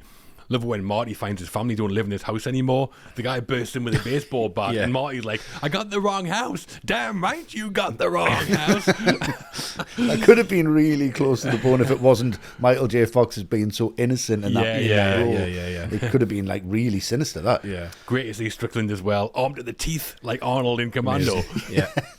But then just the kind of gradual horror of what's happened sets in. Jennifer, again, just abandoned on the porch like a sack of spuds. Doc's Yeah. just like, "Oh, she'll be fine, whatever." But the scene with Biff and Lorraine that you're just talking about there, Matt, that's where the drama starts to kind of land because Biff's arrival throws the doors open like, "You're supposed to be at boarding school, you son of a bitch." It's massive. Switzerland, isn't it? Also in Switzerland, yeah. Packed off. That's how much he hates him. I wonder if Zemeckis might have had some reservations about Wilson playing this version of the character, but then when he saw this, he must have been like, "Yeah, great." Oh, fantastic, yeah. Yeah. In 1985, Biff mentions Marty's brother and sister, Dave and Linda. Neither of them are seen, but a scene was shot with Mark McClure, who plays Dave in the first film, where he runs into Marty outside Biff's Pleasure Paradise, and he seems to be a homeless drunk. and a scene was planned where Linda would be seen working as a prostitute to settle her debts. Jesus. The actress who played Linda, Wendy Jo Sperber, was pregnant and couldn't do it, so the scene with Dave was removed. Thank God they didn't make her a pregnant prostitute as well. That'd be really grim. That all sounds a bit much, to be Yeah, honest. doesn't it? It does. They're Yeah. both back for part 3, though, aren't they? They're all back to normal, thankfully. Yeah, at that's the end. fine, yeah. Yeah. Is that why they put Red in there as the drunk, and he's like, you crazy drunk pedestrian? Well, he's in the first film, isn't he? He is, but that's why he comes back as like a cameo. Possibly, yeah. And there's some interesting details throughout 1985 here that a blink and you'll miss them. One of them is Biff's Pleasure Paradise is built on top of the Hill Valley Courthouse. Mm-hmm. Yeah, you can see the old clock tower behind the neon sign of Biff. He's like lighting a cigar with a $100 bill. Yeah, ridiculous. Brilliant. Yeah. And there's a video playing at the Pleasure Paradise which tells the backstory of how Biff came into money. And we see that Lorraine is Biff's third wife, the first who being Marilyn Monroe in Jane Mansfield. Outrageous. Money or not, I've no idea how Biff pulled that off. No. He's charismatic when he wants to be. And inside Biff's penthouse, 2 porn film tapes can be seen in the background. They're called Black Taboo and Playing with Fire, and are real porn films, but they both have an incest theme, which is possibly why they were chosen. Wow. Are they any good, Matt? First one's all right. Second one you can skip. I've still got your second one. I'll bring it back. Cheers. So from there, we'll have a big exposition scene where we'll find out exactly what's going on. And then Marty's got to come back and find out exactly what's going on from Biff, which I love this sequence. He's sitting there watching Fistful of Dollars, 1964. Yeah. Love that. It's a great flick. I love this flick. Yeah, He's yeah. brilliant in that moment. But I do love this exposition that you get from Biff. It's a really good moment where he's really selling the character and really believes in what's going on and really believes this story that he's telling him. And there's just that lovely little twist where he's just saying, you know, if a wide-eyed scientist or a kid comes back and he picks the gun up and then just points it at him. But again, I mean, Marty could have killed him with that thing he throws. I always find that shot really weird. Like, was it reversed or sped up or something? Oh, yeah. Because he ducks out the way and it sticks in the chair. And they boing into the Yeah, chair. yeah. It's a really Tom and Jerry. Yeah. But it's great that we'll find out what's going on here. And then we'll get the bumbling idiots back. They're fumbling around all over the place. They're absolutely fucking useless. Biff's going after him. I love them shots up the stairs. It's all quite reminiscent of what we've seen before, but it's staged slightly differently. I've always loved it when he goes up to the roof, then changes his mind, Marty, and goes down, jumps over the stairs. I've always loved that bit. I don't know why. I don't know why either. But out Fox's I'm going, that's really excellent. If I'm ever in that situation, I'm going to definitely forget to do that. Just run all the way down screaming. And I just love those little details in the edit where, you know, how's Biff going to figure it out? Like, this could have been really complicated as a set piece. But again, it's just the rest of the film that's incredibly complicated. This you can follow quite easily. There's the door shutting, like we're leading you to it. He's on top of the building, right? Suicide will be really easy. They didn't find the bullet that killed your old man, even though we kind of know at this point. Great sequence, great exposition, great explanation of what's going on, and just really carries you into the next act. Yeah, because just before this, we get Marty going to George's grave, don't we? That's massive. That proper gut punch. Yeah. It's a wonderful life moment, that, isn't it? Yeah. Oh, massively. Yeah. Just where the light's hitting the gravestone, it's like exactly the same. Yeah, it is, yeah. And Doc's visual explanation of the alternate timelines on his chalkboard. That's one of the clearest pieces of exposition I've ever seen. I love it. It was like when Chris Nolan was describing Memento. Have you seen that video? Yeah. It's exactly the same. Yeah. And then Marty v Biff is great. I love how Biff's watching A Fistful of Dollars in the jacuzzi with a couple of girls. Yeah. Yeah. Obviously sets up part 3 in the bulletproof vest trick with you Yeah. in there, Eastwood, all that stuff. Yeah. And Biff chasing Marty about the place in his robe and slippers is ludicrous. Yeah. But I love the shot when Marty's on the edge of the building and Biff's hand holding the gun just appears in the shot. Yeah. That's really good, that. Yeah. The mirror that later on when he's looking at his mum and dad and Biff just comes into the frame with his side profile. Yeah. Right at the end where he's looking through the window. Yeah, I love that shot as Love well. their moments. Fantastic from Zemeckis. Well, that's our time done. In 1985, Marty finds out where and when Biff picked up the almanac, and you're not going to believe where we have to go next. I don't believe it. Old Biff took the almanac back to November the 12th, 1955. A date Marty and Doc know very well, so back they go. The aim is to retrieve the almanac, but before that, we have a few scenes with some more familiar faces, don't we? Mm-hmm. So, back in Hill Valley 1955, Doc hides the DeLorean and Marty has one mission, find Biff Tannen. Yeah. How does it play out for you, Westy? Plays out wonderful. Something inconspicuous. Exactly. I love that little moment where he's got money from every era. That's all lined up. It's not about money for him at all. So that's why he's totally against the almanac, because he can just get it. It's not a problem. Yeah. But that slide into frame from J Fox, pulling that aerial up from I tell you what, them walkie-talkies are pretty fucking good. I know, really good. Cover anything, any ground, but document yeah, well, whatever, yeah, but I can hear you over anything. And they're literally just the smallest. I was so upset. You remember Centurions? Oh, yeah. I had Centurions walkie-talkies that were in the shape of them, and they didn't work from room to room. No. I couldn't talk to my brother upstairs or downstairs, and I was like, I've seen Back to the Future 2, this shouldn't be this depressing. But I'll get onto them later on as well. Like we've said, F. Wilson's performance here as Biff, just he's walking through the town, going to get his car back. He's got no friends. Biff's just got a problem with everybody. This guy's fixed his car, it looks brand new, and then he's moaning about the price of the oil. He said, I should have free oil if there's $300, then throws it in the back. Great bit of physical comedy from J. Fox when it hits him, and you know, it's right in the groin area. He's like, right. And then he sees Lorraine, and you think, there's nobody here. He hasn't got his lackeys around him. Maybe he's going to try and be nice. Horrible. Straight up, you'd look better wearing nothing. What? That's his first line, straight in there. I'd like to think this was the one that Ling Thompson had to go home and get and bring back and pull out the box and do it in the street, which is great, and that really works. And then there's one of my finest bits of dialogue that I've not mentioned yet, when he talks about a screen door on a battleship. Oh, yeah. Hilarious, because then it just cuts to Marty. He's like, screen door on a submarine, you dog. Dork. Yeah. Love that. Just that delivery is absolutely fantastic.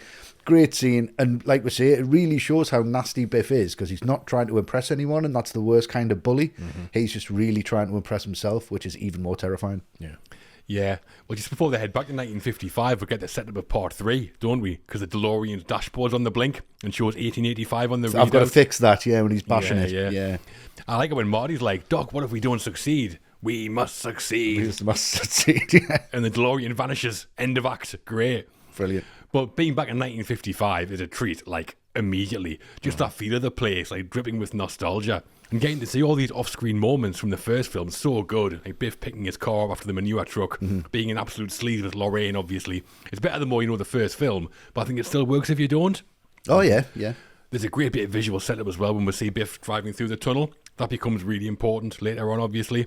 And that's something that Zemeckis and Gale do brilliantly through the whole trilogy, laying tracks for things that pay off later on. Yeah. But yeah, at this point, it just feels great to be back in 1955, I think. Yeah. He's got no spatial awareness, Biff, whatsoever, has he? Anything could be in that car. He's got no clue what's going on. How does he not know Marty's in the back seat? I've no idea. Exactly. How does he not know that there's a DeLorean behind him on the last scene? Anyway. And then after this, you get maybe the most pivotal scene in the whole film of old Biff giving young Biff the almanac, and we see obviously what spirals on from here. What I love about this scene, though, is that even old Biff is annoyed by young Biff. Just get in the car, butthead. Just has no time for his younger self whatsoever. And I do think this is one of the best scenes that utilises the idea of characters overlapping their own timelines. Old Biff knowing how to turn on the engine in the car, that's such a great touch. Yeah. To convince younger Biff to go with him and listen to what he has to say. Yeah. And Wilson is so good in this film. He somehow generates great chemistry, even with himself. When the bicker in those two, you just think, well, that's got to be two different actors, surely. Yeah. You can't be that good with yourself. I mean, my quote at the top, it's make like a tree and leave. You sound like a damn fool when you say it wrong. Yeah. And he gives him the slap across the head as well. All right, then, leave. But it's great storytelling as well. I think it's such a good idea to have something so innocuous. It's just like a sports almanac being key to this horrific future. That's all it takes to change the future completely, this one little book, simply because it ends up in the wrong hands. And when young Biff realises old Biff is telling the truth and he does know these scores and this is true, I love how dark and ominous the music gets at that point. Yeah. I like how how young Biff turned around was speaking to Terry the mechanic. Yeah. And old Biff's just sitting in the driver's seat. Yeah. He's like, get the hell out of my car, old man. Yeah, amazing. Yeah.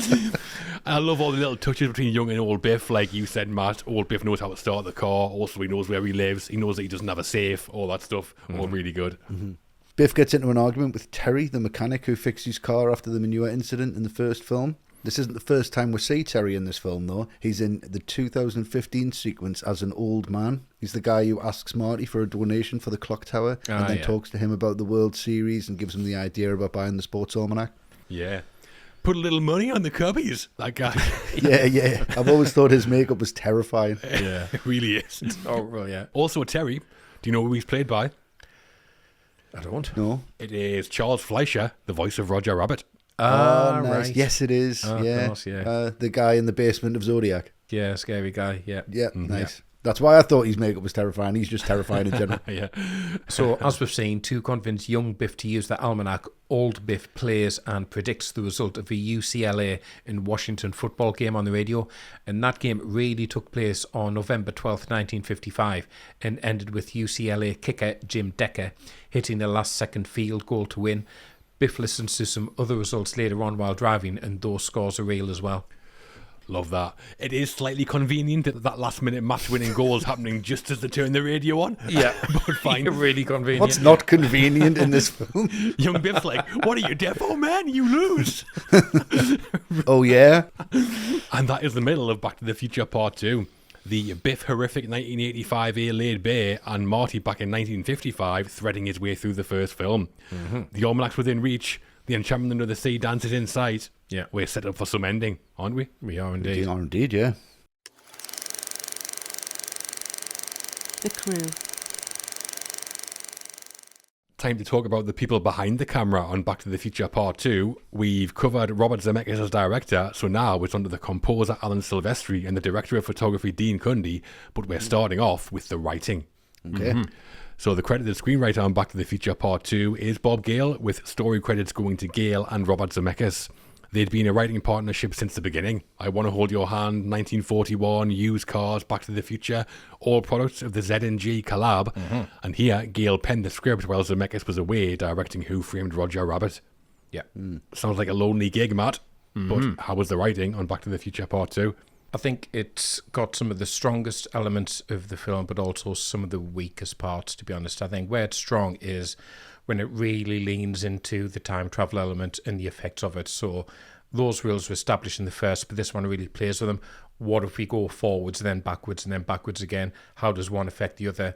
And watching all these like ripples and repercussions of Marty and Biff's actions across the timelines, that works really effectively. It kind of shakes everything up about this universe that we know. Like, as we've been talking about, that alternate 1980s timeline, which is definitely Pottersville from It's a Wonderful Life. Yeah. That's a really great way to take this. Yeah. And then to overlap that back into the 50s, where Marty not only has to save the future by getting the almanac back, but also ensure he doesn't mess up what he achieved first time around, gives it a double element of jeopardy, and that works great as well. I think where it doesn't work so well is basically what we've been saying. Some characters are underserved by the material. Some don't get enough to do. There's some kind of conflicting stuff here. Like Doc in the first film was just so adamant that nothing at all could be changed about the future because that's the first rule of time travel here. He's just like, oh, Marty, your kid's in trouble. Should we go sort that out and change everything so he has a better life? Yeah. Right, okay. Where's that change come from? So I think Gale's done some great work here because he's really cracked the nut of where they could go next with this and really explore the ramifications of time travel. It's just the character stuff is left a little bit wanting. Yeah, I agree. I mean, it's a time travel film, obviously, but even then, the narrative structure is still pretty mad. And what I like is what I said earlier, it just throws us straight in. There's no runway, no roads. Within minutes, we're in 2015 and the plot's like flying along. In terms of that overall structure, it seems to me a bit like they came up with maybe 2 or 3 ideas that they really like the 2015 future, the alternative 1985, then going back into 1955, and just kind of thought, what the hell, let's do them all, and we'll fit them all in there. Yeah. I like those ideas as well, especially going back into the events of the first film and replaying some of those scenes. I think that's a great idea, and so engaging to watch when you know the first film. So I like the ambition, and I'm a big fan of how it ended up, but there are some issues as well for me. The script for Part 2 feels a bit rushed in a way the original film doesn't. We mentioned the plot hole around Biff's time travel shenanigans not following the film's own rules, but there's another more basic plot hole to me, because the key incident of the whole plot is Doc turning up at the start telling Marty he has to save his kids. I mean, okay, fine, but why did they have to travel into the future to do it? Sure, they just tell him and then carry on and prevent it from happening when it happens. Yeah. Time travel's not needed. So... Yeah. Are some missteps in the writing, but a lot of it gets right as well. Like the 1985 A section, that does have dramatic weight. It's not just a plot beat. It's like what the world looks like when one terrible person has like unchecked power. So it's kind of a cautionary tale. So I like the writing on the whole. Great ideas. The execution of the screenplay does fall some way short of the first film, though, I think. Although, to be fair, that is a very high bar, to be fair. It is. Yeah. Yeah. I think Bob Gale had a little bit of free reign and maybe thought he could try and rewrite the story a little bit. And I think Zemeckis might have come back and said, Yeah, I think so. I think we need some rules and we need to establish exactly what we've done. And I think, like you said earlier on, John, I think they did paint themselves into a corner. And I think this would have been more of a frustrating session than an enjoyable one. I think it would have just been, how do we solve these problems that we've set up for ourselves to create something that's entertaining, but also for fans of the first film. And they do that in both of the films by repeating set pieces and just adding new bits to them. Lee Thompson, bless her, she just basically has the same script in this film as she does in the first one with a few added bits. Yeah. It's like a revisit, and it's good and it works because it is very nostalgic and people like it. And I think there was long enough between the first film and this one for people to forget about it. But for me, yeah, I mean, there's plot holes, there's issues, there's all of this kind of continuity that goes out the window. But I think they've sat down and they've shook hands on it, and Zemeckis and Gale went, we're just going to make this entertaining. Do you agree? And he's just went, yeah.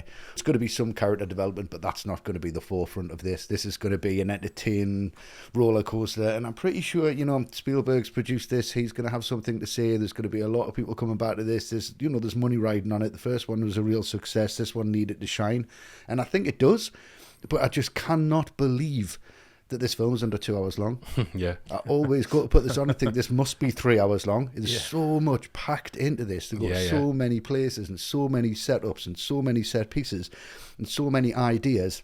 So the writing is fantastic, but it's definitely not the best thing about Back to the Future 2. Yeah, I would agree. So Bob Gale wrote the screenplay for part 2 while Zemeckis was making Who Framed Roger Rabbit, like we said. So when Zemeckis got involved, there were pretty big changes made to the script. Thought there might have been. Of course there were, yeah. Yeah. I mean, knowing Zemeckis, Gale would have been writing and thinking, he's going to come back and change all of this. Yeah, so I might as well write something. Yeah. I'll just put it down just in case. But I think he knew that. That was always going to be the case. So one idea that got scrapped was for an action scene in the 2015 sequence based around a futuristic sport called slam ball. It would be played in an anti-gravity chamber and combine JLE, handball and roller derby, but it was removed for budgetary reasons. Right. Yeah, slam ball's still listed as one of the sports on the back of the Grey Sports Almanac.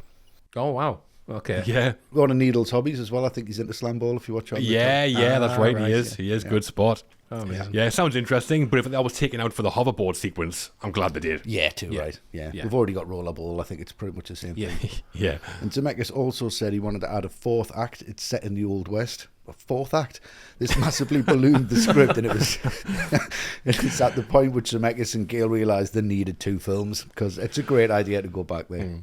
Yeah, all paid for at once, like we talked about. Yeah. The first but not last film series to kind of do that. Imagine that, the fourth act. Yeah. Just changing screenwriting. Yeah, just insane, yeah. And the biggest change to Gale's original script, though, was around the time periods we see. In the first draft, Marty and Doc don't travel back to 1955 to retrieve the almanac from Biff. They travel back to the 1960s. Yeah, 1967, to be precise it was. Flower Power and Sgt. Pepper, or like Summer of Love stuff. Right, okay. Yeah, so the plot was Marty again runs into a younger version of his parents. Lorraine is now an anti-Vietnam protester and flower child, and George is a college professor at Berkeley. In meeting them, Marty accidentally stops Lorraine and George going on their second honeymoon, the result of which is that Marty is never conceived and he has to fix things. Just moving the goalposts about 2 inches to the left. Just the same as the first film. Yeah. Yeah. Let's stick Vietnam in the background. Yeah.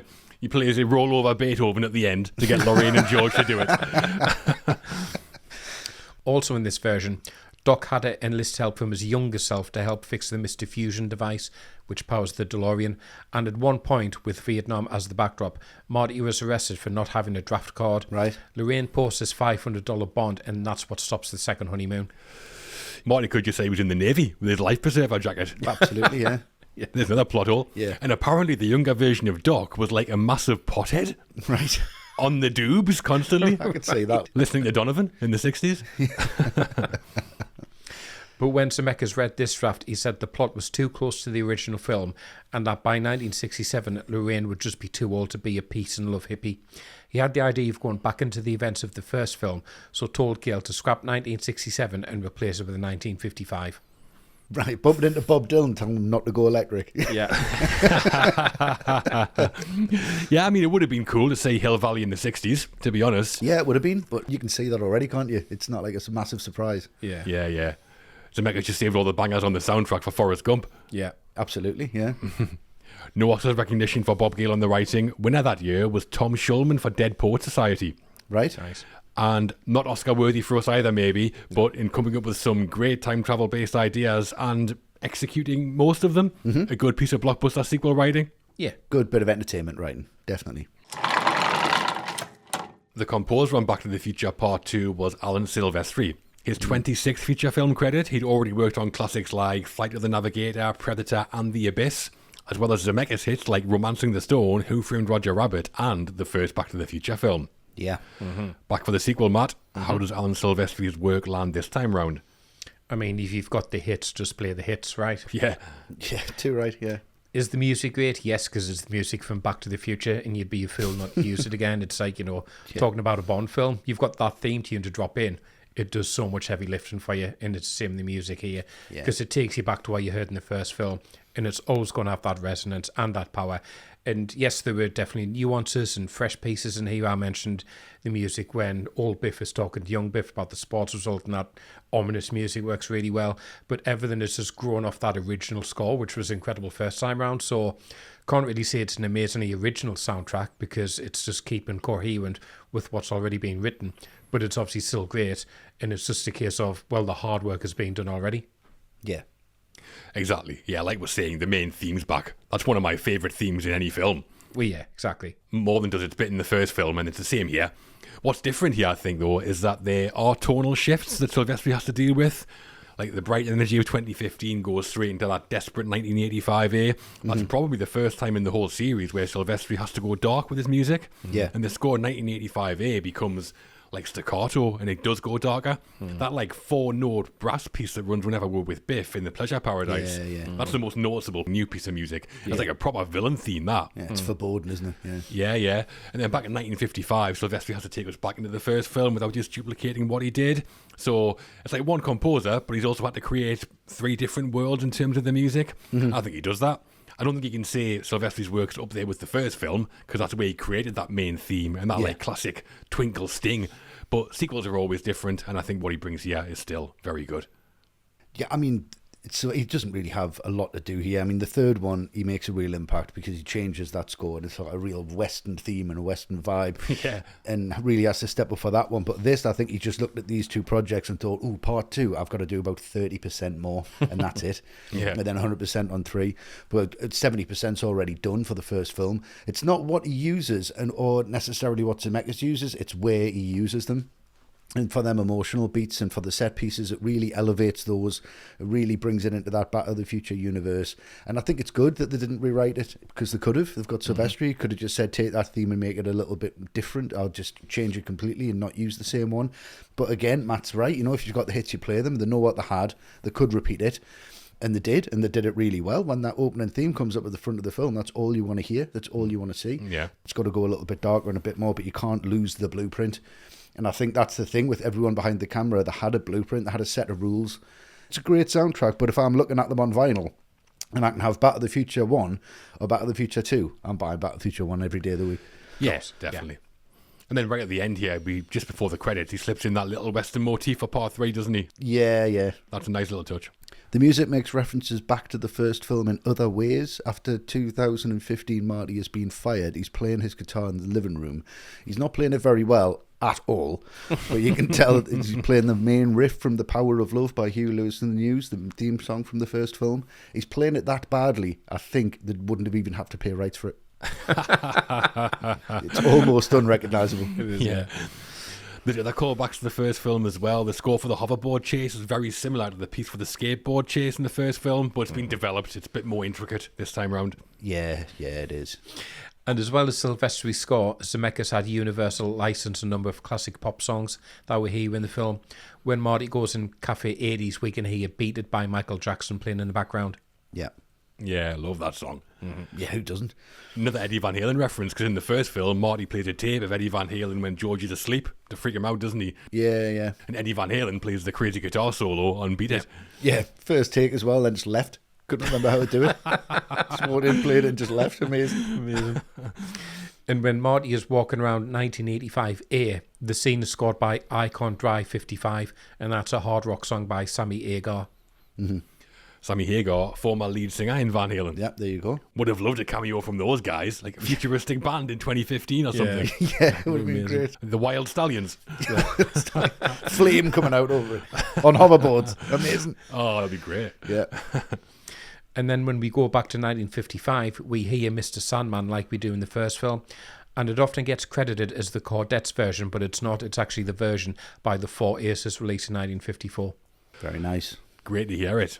More so in the first film, probably, but as a piece of music that in a film that's purpose is to like set a scene or a place, that's one of the best I've ever heard. Yeah. Whenever I hear the opening of that song anyway, I picture 1955 Hill Valley. Yeah. It's like Pavlov's dog or something. Speaking around the corner on the intro.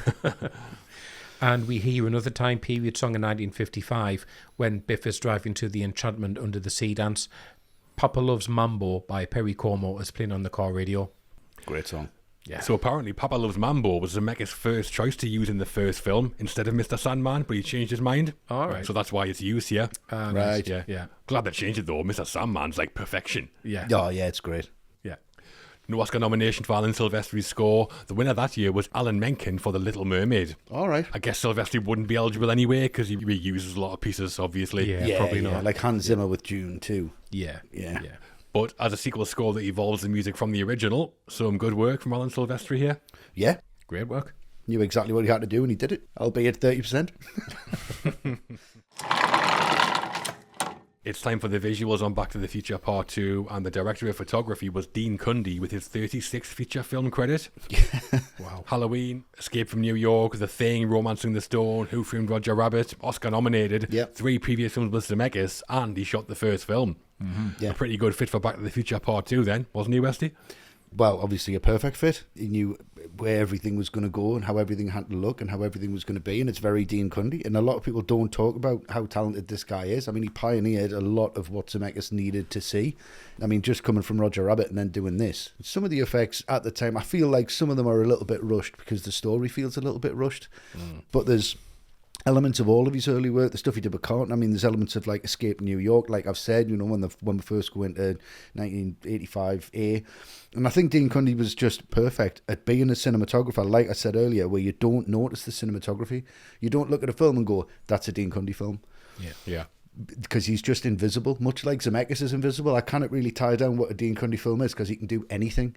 And what he does is he sets more of a tonality than he does set a look. He sets more of a feeling. He sets more of an atmosphere. At the end of the day, Zemeckis is a director and his head is up there thinking of ideas, same as Bob Gale, and he needs people to pull it off. And he needs Dean Cundy to come back and say, can you shoot this scene? The opening scene or the end scene of the last film. Now it's the opening scene, but come have that shot by shot, frame by frame, light by light, and make it again, do it again 4 years later. And he's like, yeah, no problem. That's incredibly hard to do. It's just wonderful stuff, and it's wonderful to see. Yes, some of it hasn't aged well. I don't think that's his fault. I think it was just a little bit too fast. But yeah, it's beautiful. Yeah, one of the biggest challenges here, I think, is that Cundy has to make the same studio backlot feel like 4 different worlds, really. And he does. 2015, 2 1985s, 1955, they all feel distinct. Obviously, production design plays a big part in that as well, like we've talked about. Yeah, of course. But Cundy's all over it. The 2015 sequences are shot to be very warm and bright. Yeah. And then 1985A is like the opposite. Basically, the framing's tighter to make everything more claustrophobic. Pitch black as well, isn't it? Yeah, like oppressive looking. Seems to be a lot of long lenses, so it looks almost like Hill Valley's like closing in on Marty in certain shots. It's got a real surveillance kind of vibe as well, as if you're watching it through a security camera. A lot of high angles, a lot of really uncomfortable high angles. There is, yeah. I mean, that's not production design, is it? That's cinematography. Yeah, that's putting the camera somewhere where you feel uncomfortable and you don't quite know why. And there's some specific shot choices that always stand out to me. The single shot of the cemetery where we see Marty at George's grave, that's one of the best pieces of blocking and movement in the film. The way it reveals Doc in the background is great. Yeah. And that bit when they first arrive in 1955 to get the almanac, Doc's kind of explaining the plan for the audience, basically. But Marty and Doc are both like running towards and away from the camera. Really weird. Yeah. It's done to make an exposition scene more interesting to look at, presumably. Yeah. But I always laugh at it. It's just so odd. Yeah. But yeah, some big challenges for Cundy here as DP, and he pulls them off, to my mind, as he tends to do. Absolutely. It's like the music for me. It's about keeping it consistent. You know, why would you hire someone else when Cundy knows this world, he knows Zemeckis, knows his methods, what he wants, and you don't want it to look any different from the first release, so why would you go somewhere else?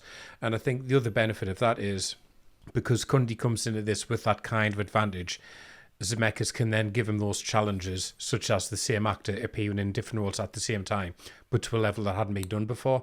And I think that for me has to be the main takeaway from what Cundy does here. It was an immense challenge, a step up from the first, and he just rose to it because all those elements, it just looks completely seamless. Yeah, seamless, that's the word for it, I think, yeah. And recreating some scenes from the first film caused the logistical challenge, as the full details around setups in the first film hadn't been documented anywhere, so the camera crew were often doing setups from memory. And Cundy said on the first night of filming they were recreating the climax scene where lightning hits the clock tower and Marty goes back to 1985. He said they were struggling to get the same lighting until somebody, oh, fucking, I wish it would have been me. Like, I said that. I remember that we had a light over in that doorway, and another crew member remembered the exact filter that went over the light to give it that look. Amazing. Just one light in a doorway, and that changes the whole thing. It's how important it is. Team effort then. Nowadays, you'd probably expect all that to be documented somewhere, I'd imagine, so you can just refer back to it. Yeah. But then maybe sequels weren't so commonplace, so they just thought, just set it up and then tear it down, fine. Yeah, I mean, the damage, it did so much damage to Hill Valley itself, didn't it? So Well, yes. they had to rebuild it anyway. True.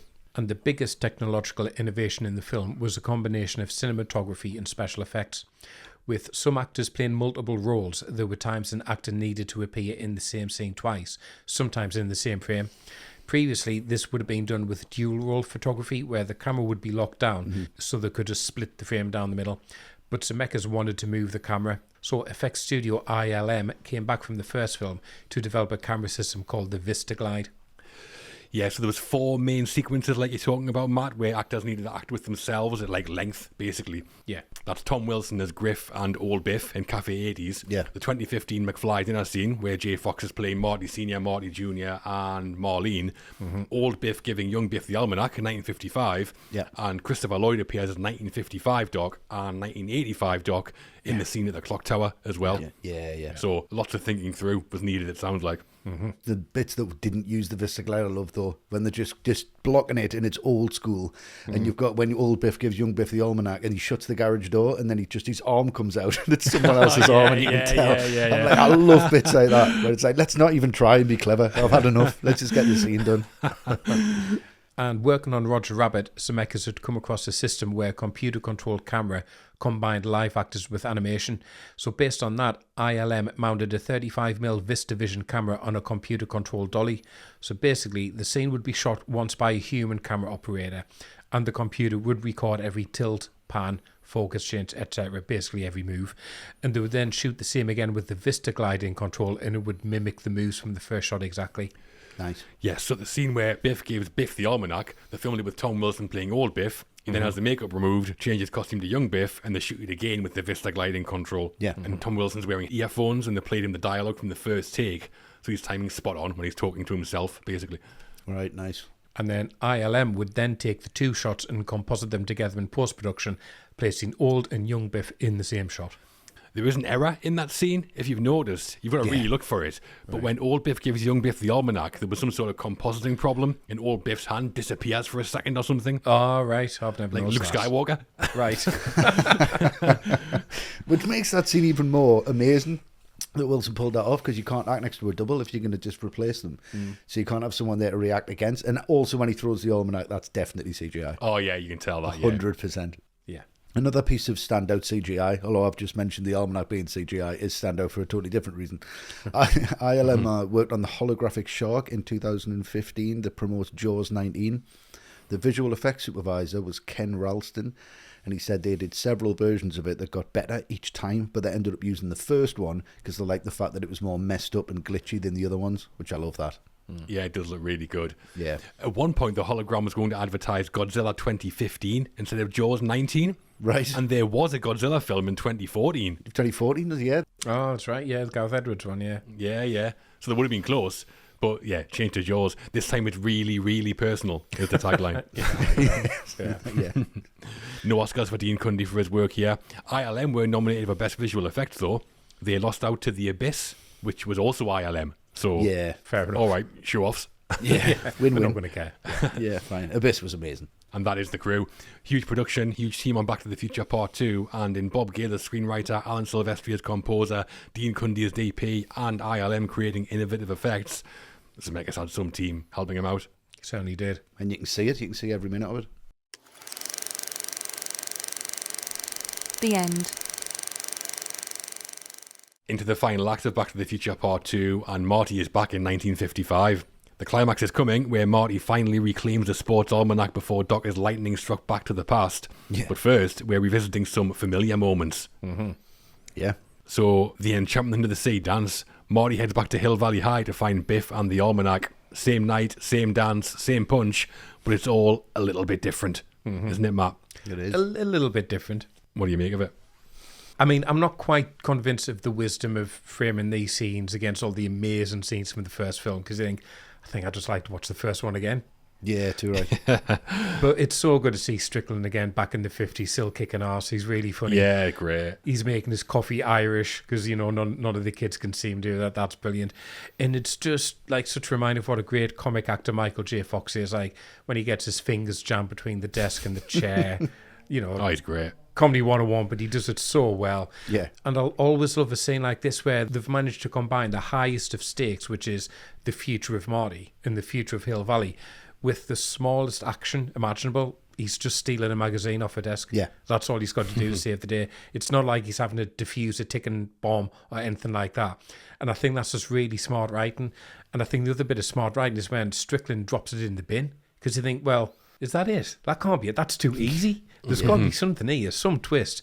So that revelation that Biff has ripped the cover off and it's been ooh la la that they're both reading instead. That's really well done. And again, Fox's is so funny. Ooh la la, ooh la la. Ooh la la! Brilliant. Yeah, Great. can't believe it. Great scene. I love the way when he's flicking through the book, it starts with like loads of writing, Yeah. and then it gets to the pictures afterwards. He's like, "Oh, I thought I had it. I definitely don't." More than the actual recreations of the scenes from the first film, I like all the off-screen scenes from the first film, like Strickland watching Biff pour liquor into the punch, Yeah, they're the best ones, yeah. and then taking the almanac from him outside, all that kind of stuff, where he's like, Yeah. you're a slacker. I love all that. Yeah. Yeah, And the scene in Strickland's office, that's one of the best of those moments, I think. Yeah, Marty thinking he's got that almanac finally with ooh la la. But a few seconds before that, Strickland hears a noise, he walks to the door, and we get this awesome camera move where Marty's hiding under the desk, and the camera like spins around the set Yeah. to reveal exactly where Marty is compared to Strickland. Yeah. Small thing, but I love that. Yeah, Like, proper it's Cundy expertise with like how to use space in storytelling. Yeah. And there's another great shot when Marty's on the phone to Doc saying he's got no idea where Biff is, and there's a focus pull from Marty to what's happening behind him outside in the window. Yeah. George is about to deck Biff. Yeah. Great. it's a split diopter, that I think. Yeah, I think it is. Yeah, must be. Even better. I just love that. 'Cause he's both. He's like, I just don't know where he is. Yeah, and then we'll see the punch again, Yeah. and it's great because Marty takes the almanac off Biff when he's basically unconscious. Biff chases him when he gets up, and that guy is like, I think you took your wallet. I think you took his wallet. Who's that guy? Twice. Whoever he is, he's far too old to be at high school. Absolutely. Them's were the rules when the late 80s. Like Grease. Yeah, exactly. And the Ooh La La magazine, that's a French glamour magazine that was made up for the film.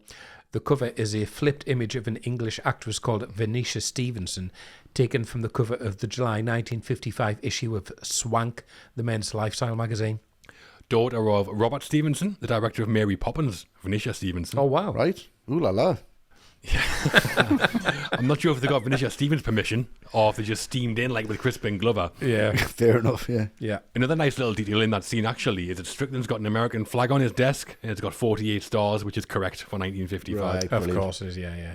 Yeah, I mean, after this moment, we'll go back and it's Johnny Be Good again, and we'll see it again, but from a different angle, which is fine. And then you realise the three idiots are going to then beat up old Marty, well, not old Marty, young Marty, and he can't get back to Doc, and the whole thing's going to be a paradox. And it's just, is this a step too far? Maybe. Is there a bit fat on this? Maybe. And does it make us a little bit bored? Yeah, because I just want to see Johnny be good. Yeah. I don't want to see Johnny be not so good CGI when he's kind of crawling over the background. Oh, yeah, and he's yeah, just yeah. on the ladder, and I just don't like them original shots being put in to be like, wasn't this scene great? It sounds great on the page. Imagine just saying this, right? Is Johnny be good again?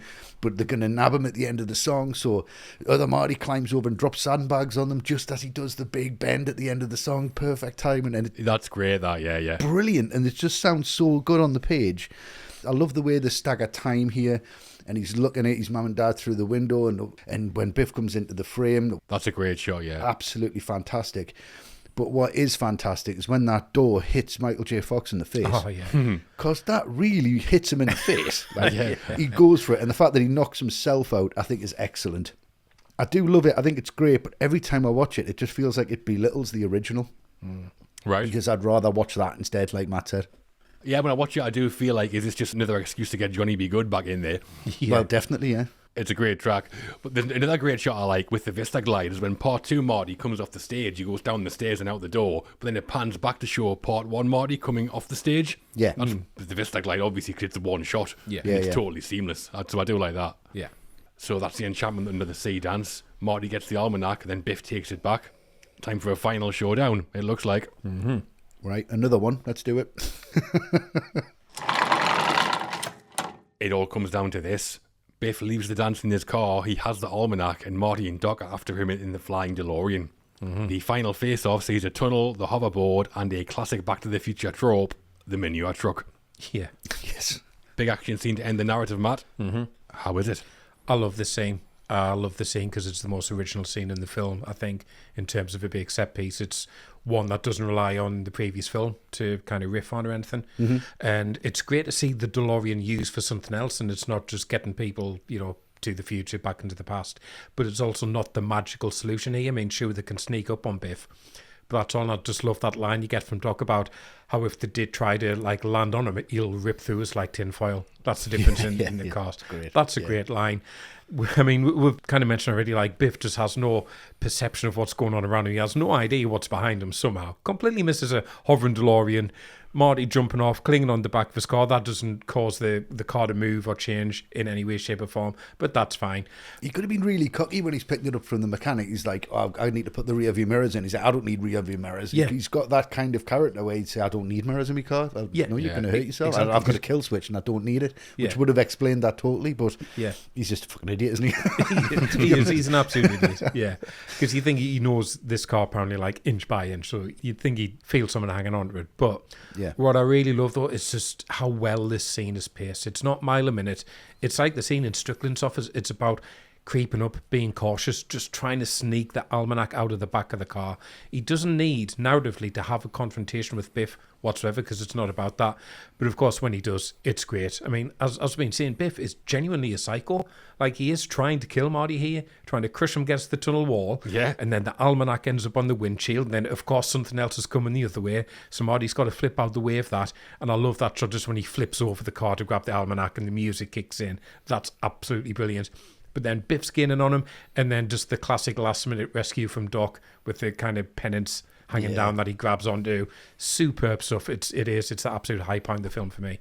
Yeah, I think it's a great action sequence. Yeah. That section where Marty's creeping around the outside of Biff's car is pretty tense because the almanac's right there. Yeah, so tense. And Marty's inches away from it. It's such a simple setup, but it works well. And the tunnel's the centerpiece though, because it's all been kind of set up earlier, like we said. Yeah. And it's a great setting for the scene. Yeah. And Marty doing that flip over the bonnet on the hoverboard is ludicrous. Olga Corbett. Where'd that come from? But then when he's kind of left stranded in the tunnel, miles from the end, that shot, and Biff coming up from the mow him down, that's great. Yeah. And great setup where Marty just misses the truck when he's hanging off the car on the hoverboard. Yeah. And that ends up being the manure truck that Biff then crashes into. Yeah. And this, I think, is the last time in the whole series that we see Biff. Oh, yeah, probably is, yeah. Very sorry to see him go, obviously. But a perfect way to end for him. He hates manure. Yeah, covered in shit, yeah. Yeah, I mean, I can't fault it. It does seem to just go a little bit too long for me. Can't fault it, but he has a fault. No, but like I can't fault it from the point of it being in the film. But for me personally, it feels too much like a diluted diet version scene of like the truck scene from Raiders. Right. It's a bit fatty. I would have liked this to have been Doc who had to get it, and Marty was flying the DeLorean. What, Dog on the hoverboard? Yeah, and it mirrors against what he's doing at the clock tower. Ah, right. Okay. And I think that would have been, let's just make it shorter, and it would have been a bit more interesting. Yeah. And then Marty has to take over. He flies the DeLorean, and then Marty has to get out the tunnel, or something else where it was both of them, because I feel like Doc just disappears. He does, yeah. And then there's a great lack of peril, because it's Marty McFly. It's the end of Back to the Future Part 2, and he isn't going to die, is he? You know, I mean, I don't want to fault it, is what I should have said, but it does feel like it's just a little bit too much fat for the end, and I want it to just be a little bit quicker. Slammed.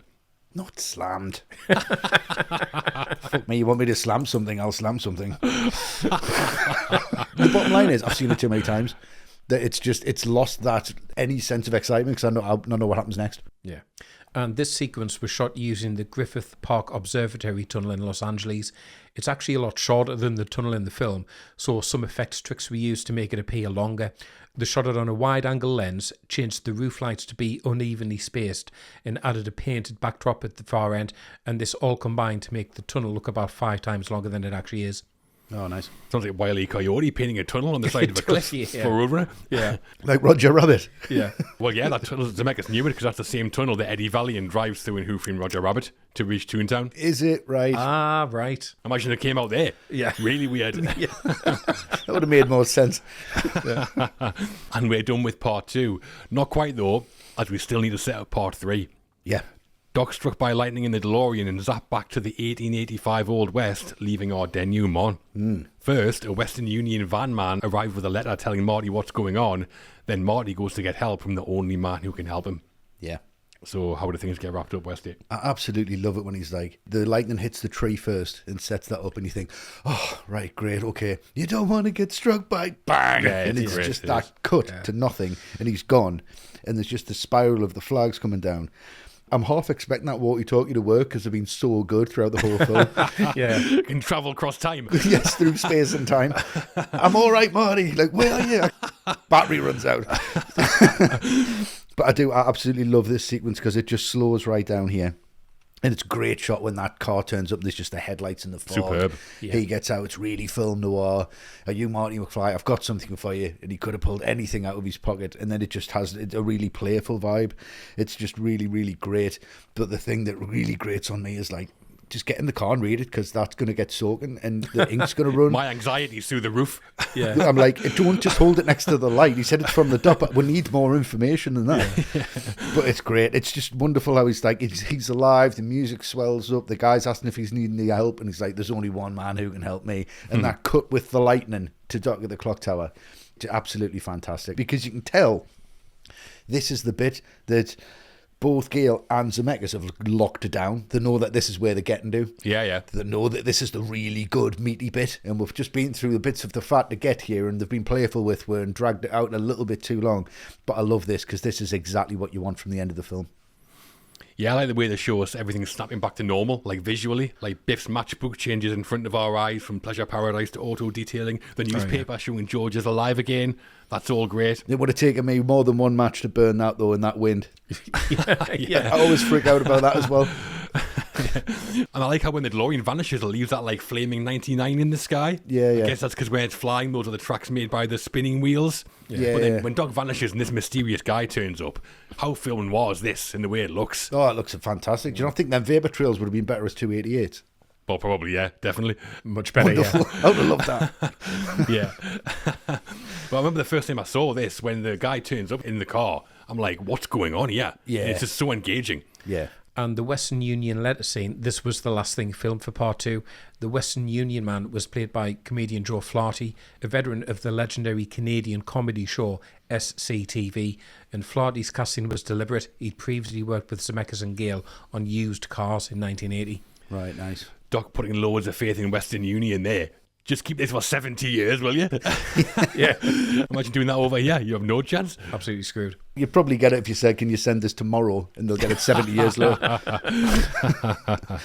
And the DeLorean is sent to 1885 because of the dashboard malfunctioning, which we spoke about earlier.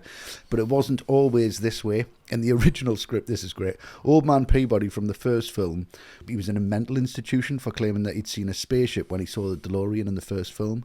And as soon as he is released, he sees a flying DeLorean and fires his shotgun at it, damaging the time circuits. This is the reason the destination time display flickers to read 1885. Bob Gale said the scene was dropped, though, when the actor, Will Hay, wasn't available. That's the only reason that wasn't shot, because he wasn't available. Imagine him coming out, you killed my pine! Yeah, take that, you mutating son of a bitch. No Pines Mall.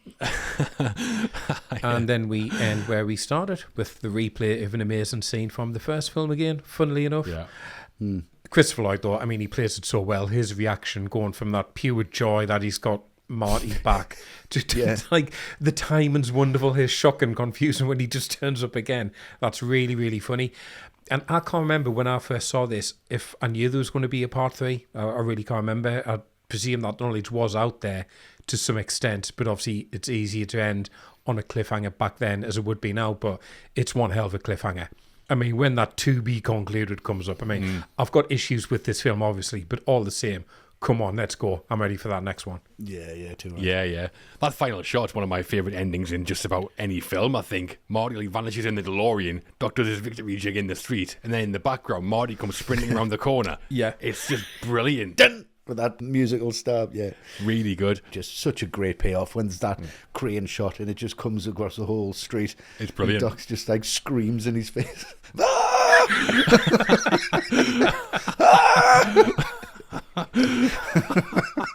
And after the final title card says to be concluded, as we've talked about, the film ends with the trailer for Back to the Future Part 3. And Gale later said this came from The Empire Strikes Back, which got some criticism when it ended on a cliffhanger. Right. And again, this was inspired by the Three Musketeers, which advertised the Four Musketeers at the end of it. Yeah, first thing you see is that huge rip-off of that shot from Once Upon a Time in the West when the camera pans over the top of the train station to reveal Hill Valley. Yeah. I mean, it's an unbelievable shot, to be fair. So Yeah, I'd use it, yeah. And that is the end of Back to the Future Part 2. Biff is defeated, the almanac is burned, the timeline is restored, and the Doc is stranded in 1885. But there's a plan. That's for another time in Part 3, but shall we talk about how this film was received? Yeah. Reception and awards. Back to the Future Part 2 hit cinemas on November the 22nd, 1989. In terms of how it did, well, who needs a Gray's Sports Almanac when you've got Matt's Box Office Almanac? Oh, yeah. So, nice. Fill us in, please, Matt. It's just the cover, though. He's got ooh la la in the middle of it. See, you don't want to read the actual content. I can't read them out loud. It's got swank in the middle. So, Back to the Future Part 2, made on a production budget of $40 million and grossed $118.9 million worldwide. At the Academy Awards, it received one nomination, as we've said, Best Visual Effects for Ken Ralston, Michael Lantieri, John Bell and Steve Galway, but lost out to The Abyss. Not as big as the first film, but still healthy profits, with one more film to come as well. And a few years later, in 1998, the Vista Glide system itself received a special technical award at the Oscars. Right. Recognition at last. Wonderful. And to build anticipation for the film, a behind-the-scenes TV special aired in the US on November 17, 1989. It was hosted by Leslie Nielsen and had behind-the-scenes footage, cast interviews and clips from the finished film. During this, Zemeckis had made a joke that hoverboards were real and had been suppressed by parent groups concerned about safety. This led to Mattel being inundated with calls from people trying to buy a hoverboard. I remember my dad showing us a clipping in the paper of that. Really? Wow. I didn't see the actual thing. He was like, oh, look, hoverboards are meant to be real. I was like, no. Wow. I've waited ever since then. Yeah, well, apparently rumours also spread that a child had been killed testing one. Yeah, and yeah. Mattel were in the middle of being sued. Amazing. So Zemeckis had to come out and take it all back, apparently. It's probably that young lass on the pit bull. Slammed into the courthouse wall. Well, back to the critics, and we have got Roger Ebert first, as usual. What do you think our man Rog gave the film out of 4? He's going to go 3.5. I don't think he's going to give it full whack. I'll go 3. It was 3 stars out of 4. Okay. And Roger said, Part 2, for all of its craziness, lacks the power of the original. The story of the 85 film has heart to it. The time travel in that film involved Marty's emotional confrontation with his parents as teenagers. Yeah. Part 2, on the other hand, is mostly zaniness and screwball jokes. But on that level, it's fun. Yeah, Agree with that? Yeah, I think so, yeah. 100%. Yeah, I don't think any of us are claiming it's better than the original. No, it's impossible. Jonathan Rosenbaum in the Chicago Reader gave a negative review. He said, the problem with all the time travel hijinks is that in order to make the plot even semi-intelligible, the writers have to make the frenetic action strictly formulaic. Elizabeth Shue is knocked unconscious early on so she won't interfere with the little boy games, and Fox briefly playing his own sister in drag only adds to the rampant misogyny. Wow. I mean, Shue getting knocked out and left is not great. Rampant misogyny is a strong take, I think. Yeah, it is a bit. It's a bit far, I think. And finally, Tom Tunney in a retrospective Empire magazine review gave Back to the Future Part 2 3 stars out of 5. He said, glossy, high-energy escapism, BTTF2 easily gets the job done, although it doesn't make much sense unless you're familiar with the plot of the original film. Not as good as 1 or 3, but solidly entertaining. Yeah, fair enough. Yeah. I think I prefer this one to 3. Yeah, I think everyone prefers this one to 3, to be honest. No one's going to say 3 is better than the original or better than the second, to be honest. And today on Rotten Tomatoes, Back to the Future Part 2 has a 63% approval rating from critics and 86% from audiences. And on IMDb, a score of 7.8 out of 10. That gap between critics and audiences is massive. It's not universally loved, this one, I don't think. No, like I said, it's divisive. Yeah. So Back to the Future Part 2 landed as a big commercial hit and a film that divided critics while mostly winning over audiences. Not the heights of the original maybe, but not a bad return for a film that filmmakers didn't want to make at one point. Well, yeah, exactly. Yeah. The excitement paid. Sequels and influence. Back to the Future Part 2 ends on a cliffhanger, so there was always going to be a sequel. Released in May 1990, 6 months after Part 2, it takes Marty and Doc to 1885 and the Old West for a grand finale to the trilogy. Yeah. There's a chance we'll be covering that at some point, I think. Yeah. Can't do the first two, not the last one, I wouldn't imagine. We'll get around to it, yeah. We'll leave that for then. But what about the wider impact of Part 2 specifically? Westy, the influence and legacy, what do you reckon? I think kind of any buddy time travel film that's come since then has been influenced in some way by the tone of Back to the Future. It's impossible for it not to have been. I think the bottom line of this is I think it's just too specific of a universe to rip off. I think it's very much got its own identity, and if you try and copy anything from any of these films, you can just see it a mile away, and it just looks like plagiarism as opposed to a homage. And I think that's definitely the point. I mean, the films that have come closest to it for me have been like Bill and Ted 1 and 2, maybe. Yeah. Hot Tub Time Machine films got a similar kind of tone. Then Spielberg took lots from this and paid homage in Ready Player One. I think there was a lot of that tone in there. And the Rick and Morty series, I've not seen it, but I've heard that's very much kind of influenced by the look of Doc and whatever else. So I can imagine it is there in popular culture, but you've got to take it and you've got to pay homage to little bits of it, like the DeLorean. You can't just do a scene where someone skateboards outside of a diner. You're just not allowed to do it. No. You can't have a kid going on stage in the 50s and playing Johnny B. Good. You're just not allowed to do it. No. So you can't do a specific kind of homage to it, but you can kind of riff on the feel and the tone of it, which I think those films do.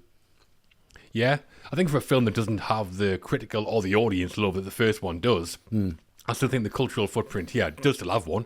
Like the hoverboard, the self-lacing Nikes, the Jaws 19 hologram. Yeah. These are images that any film fan knows, and they've been parodied loads of times since. Yeah. I know that in 2011, the Parkinson's Research Foundation announced that 1,500 pairs of the Nike mag shoes that Marty wears were going to be auctioned on eBay. And Tiny Temper bought the first pair for $37,500. Wow. Worth every penny. Yeah, too right. But filmmaking-wise, the Vista Glide system we talked about, that was innovative and became the go-to for films that have an actor playing multiple roles from then on. The back-to-back production model became the template for Lord of the Rings, The Matrix, Pirates of the Caribbean. Yeah. Maybe most important, though, is the Crispin Glover case. Yeah. That lawsuit about using an actor's image without permission was something that definitely needed to happen. Yeah. I reckon even Zemeckis would look back now and go, what were we thinking with all that? Yeah, and I think with Zemeckis pioneering the likes of Polar Express and using, that type of image capture, and especially with it going into AI now, and we've got films coming out with deceased actors in them, and they're using their likeness because they'd signed contracts because of it. I think it's very, very important to have that it's to keep it personal. Yes, they are actors, and yes, it is a likeness, and yes, it can be sold, but we've got to draw a line somewhere. And it's good on Chris McGlover for standing up for himself. I think he needs applause for that. For sure. So yeah, there is a definite kind of legacy that this film has. Yeah, I mean, I agree with all that. The only ones I would add are more specific, really. I think Avengers Endgame, a lot of that plot is about the Avengers going back into their own timeline. Oh, yeah. To very specific events, changing them to ensure their survival in the future. Don't they reference Back to the Future in that film as well? When they're saying, what are the rules here? One of them says, oh, have you seen Back to the Future or something like that? Yeah, they do explicitly reference it, yeah. And on TV as well, I think Doctor Who. Now, obviously, that was around long before Back to the Future, but I mean, like when they brought it back, there was one specific era when it starred Matt Smith, and a lot of his stories were very heavily about the time travel element of the show. Right. And you got some very kind of convoluted stories again about the Doctor and his companions going back into their own timelines, trying to avoid their past selves, stuff like that. So, yeah, I think the story has influenced a lot as well. Happens in Harry Potter, the third Harry Potter film as well, doesn't it? When they go back into the same film. Yes, the third one, isn't it? So, shooting films back to back, the Vista Glide, An Historic Legal Case, and the Hoverboard. Back to the Future Part 2's influence is arguably bigger than its reputation suggests. Yeah. Yep, definitely. All the right movies ranking. We've time travelled all the way through Back to the Future Part 2. Now it's time for the big one, where we each give it our score out of 10. So, Westy, to start us off, your summary and score for Back to the Future Part 2, please. Well, I mean, we have gone through a lot of the issues, and we have gone through a lot of the celebrations, and I think the celebrations far outweigh the issues that we've got with this film. I will still come back to it at any point and put it on and thoroughly enjoy myself. It is very dependent on the existing ideas, but maybe that's the point. I think you can't see this film too many times. I must have seen over 50 times probably in my life. Just ridiculous every weekend. Just put it on, watch it again. Same with the first one and the third one, and they were just on rotation. And they're really good to watch, with my kids and their barometer of it. And I mean, Evan loves this, and he loves the excitement of it, and he loves the futuristic elements of it. And maybe it's a bit too much to go back to the 50s now. Maybe this is a more of a popular film now for the kids watching the Back to the Future trilogy and going, that's more up my street. That's 2015. I understand what they're trying to say with that. It's more exciting. And this has always been, for me, the trilogy that goes progressively down, but only by a point every time. I do love 3 as well, because I loved Westerns when I was growing up. And we've got Back to the Future, which is a good 10. This is a good 9. And when we get to the 3, I'll give you that, whatever, if you can't guess it. But that's the whole point of this. And I think I'm going to give this a 9, because if we lost Back to the Future forever, we still have Back to the Future 2, and there's enough in that just to claw it back. Yeah, I've always been a fan of this film. I'm aware some of that's nostalgia, but I'm fine with that. Yeah. Because it's the middle chapter of one of the great blockbuster trilogies. It's ambitious in terms of its storytelling, in terms of the technical filmmaking, and I still love 2015 Hill Valley. I'd still live there. I think what strikes me most now, having gone through it in this kind of detail, is how much of a sort of logistical achievement it was. Yeah. Zemeckis like barely sleeping, Alan Silvestri scoring 2 films at the same time, production designers had loads to do, and it's all excellent. The cast spending hours in the makeup chair, shooting a scene, going back to the makeup chair, shooting the same scene again, all in the same day. It's just bonkers. I think the fact that the film holds together at all is some kind of an achievement, but it isn't perfect. There are plot holes aplenty. Yeah. Jennifer spends most of the film unconscious in various places, and as a standalone film, it doesn't fully satisfy because it doesn't have an ending. But as part of a trilogy that's a piece of blockbuster history, it definitely has its place. If I was being completely objective, I might give this an 8 out of 10, but I do love it. So I'm giving Back to the Future Part 2 9 out of 10. Nice. And Matt, your summary and score for Back to the Future Part 2, please. Okay. Much more of a mixed bag for me. I don't have the nostalgia for this one I used to have. And coming back to it, I can understand why I was confused as a kid. And it's not the plot, actually, which hangs together well. It just felt confused tonally, I think. And the first third of this was a bit of a slog to get through, to be honest. The effects and the makeup, they've not aged well.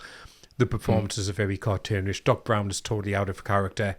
And even the hoverboard chase, like, I get why people love it, but for me, it's just rehashing the beat from the first film, but without the narrative, like, weight behind it. Second third, once we get to what is essentially Pottersville, that's much better. That all works. And the final third is a lot of fun and it's very clever. But all the same, it's basically pointing out all the amazing moments from the first film and unintentionally kind of reminding you that this one doesn't have any that are on that same level. So I think the best way to watch this is an effective bridge from the first to the third. A great cliffhanger. You're excited to see more. Always great to hang out with Marty and Doc again. But it does lack a lot of the first film's heart and charm for me and gets a little bit dour and confused. And I think the cleverness of what Zemeckis has done technically doesn't quite overcome that. So if I have to watch it as a standalone film and rate it, as I do here, it's going to be a 7 from me. Okay. Well, we also put this out there to the ATRM community where no one's left unconscious on the porch. No. So our ATRM patrons, let's see what they had to say, should we? Yep, this will be interesting. First up, Dave Sedgwick said, "It can't be as good as the original, obviously, but also it kind of hurts itself a bit. MGF playing all his offspring felt like an inside joke that just doesn't land for me and felt a bit self-indulgent. Yeah. However, it's still a great ride and good family popcorn fun. Solid 8 for me." Okay. I think for me, I'd have rather seen Leah Thompson playing Marlene McFly. 100%. I don't know why she isn't. Or Elizabeth Shue. Yeah. Next up is Shazza, who said, "A fine sequel. I really enjoyed it when it first came out and it's never got tired. Still waiting for hoverboards to be a real thing. 9. Okay. Aren't we all? It's a point off for that. Sorted out, Mattel. Yeah, come on. And finally, Ryan Douglas wrote, "Love this film, but the fact that old Biff goes back in time with the almanac and changes the future and then is still able to travel back to the future version that Doc and Marty were in bothers me still today. An 8 out of 10 purely on nostalgia." Yeah, fair enough. There it is again, that plot hole. Yep. Bothers me as well. Yep. Just need a line from Doc to explain how it happens or something. It does, yeah. Yeah. So our ATRM patrons rated Back to the Future Part 2 an average of, what do you think, out of 10? I have no idea. Well, this is a tough one to call, isn't it? I'm going to say 8. I'm going to go optimistic. I'll go 8.5. It was 7.5 out of 10. Wow. Wow, okay. So the 4 scores together, that gives us a total of 32.5 out of 40 for Back to the Future Part 2. Okay. Well, next time on All the Right Movies, Luke, Westy and Matt are putting on the Ritz. You're heading back to 1974 and into the crypt with Mel Brooks' monster movie, Young Frankenstein. Yeah. A beloved classic. Yeah. What could possibly go wrong? It's pronounced Frankenstein. Of course it is. And in the meantime, if you'd like to support what we do, please consider becoming one of our brilliant ATRM patrons. You get access to our full archive, bonus episodes, and a community of people who love to talk about films. Yeah. You can subscribe over on patreon.com/alltherightmovies and also on Spotify, Apple Podcasts, on YouTube. You can also now grab yourself some official ATRM merch, t-shirts, caps, mugs and more. So check the episode notes for that. Yeah. Socially, you can keep up with All the Right Movies on X, where we are at ATRightMovies. We post threads on there that tell the stories behind classic films. Everything we post has been said by somebody involved in the production or comes from 3 separate sources, which is the same rule we follow on our podcast, so go check that out. You can also find us on YouTube, on Instagram, Threads, Blue Sky, TikTok, and we have a Facebook group too. The more the merrier, so join that. Please do. And our website, where new features are added regularly, alltherightmovies.com. Yep. We're all off now for a dehydrated pizza, a Pepsi Perfect, and to watch 6 TV channels at the same time. Yep. Come back next time for Young Frankenstein. Matt? That's how you do it. Until then, as always, thanks for listening, everyone. Yes, thank you so much, guys. Thanks, guys.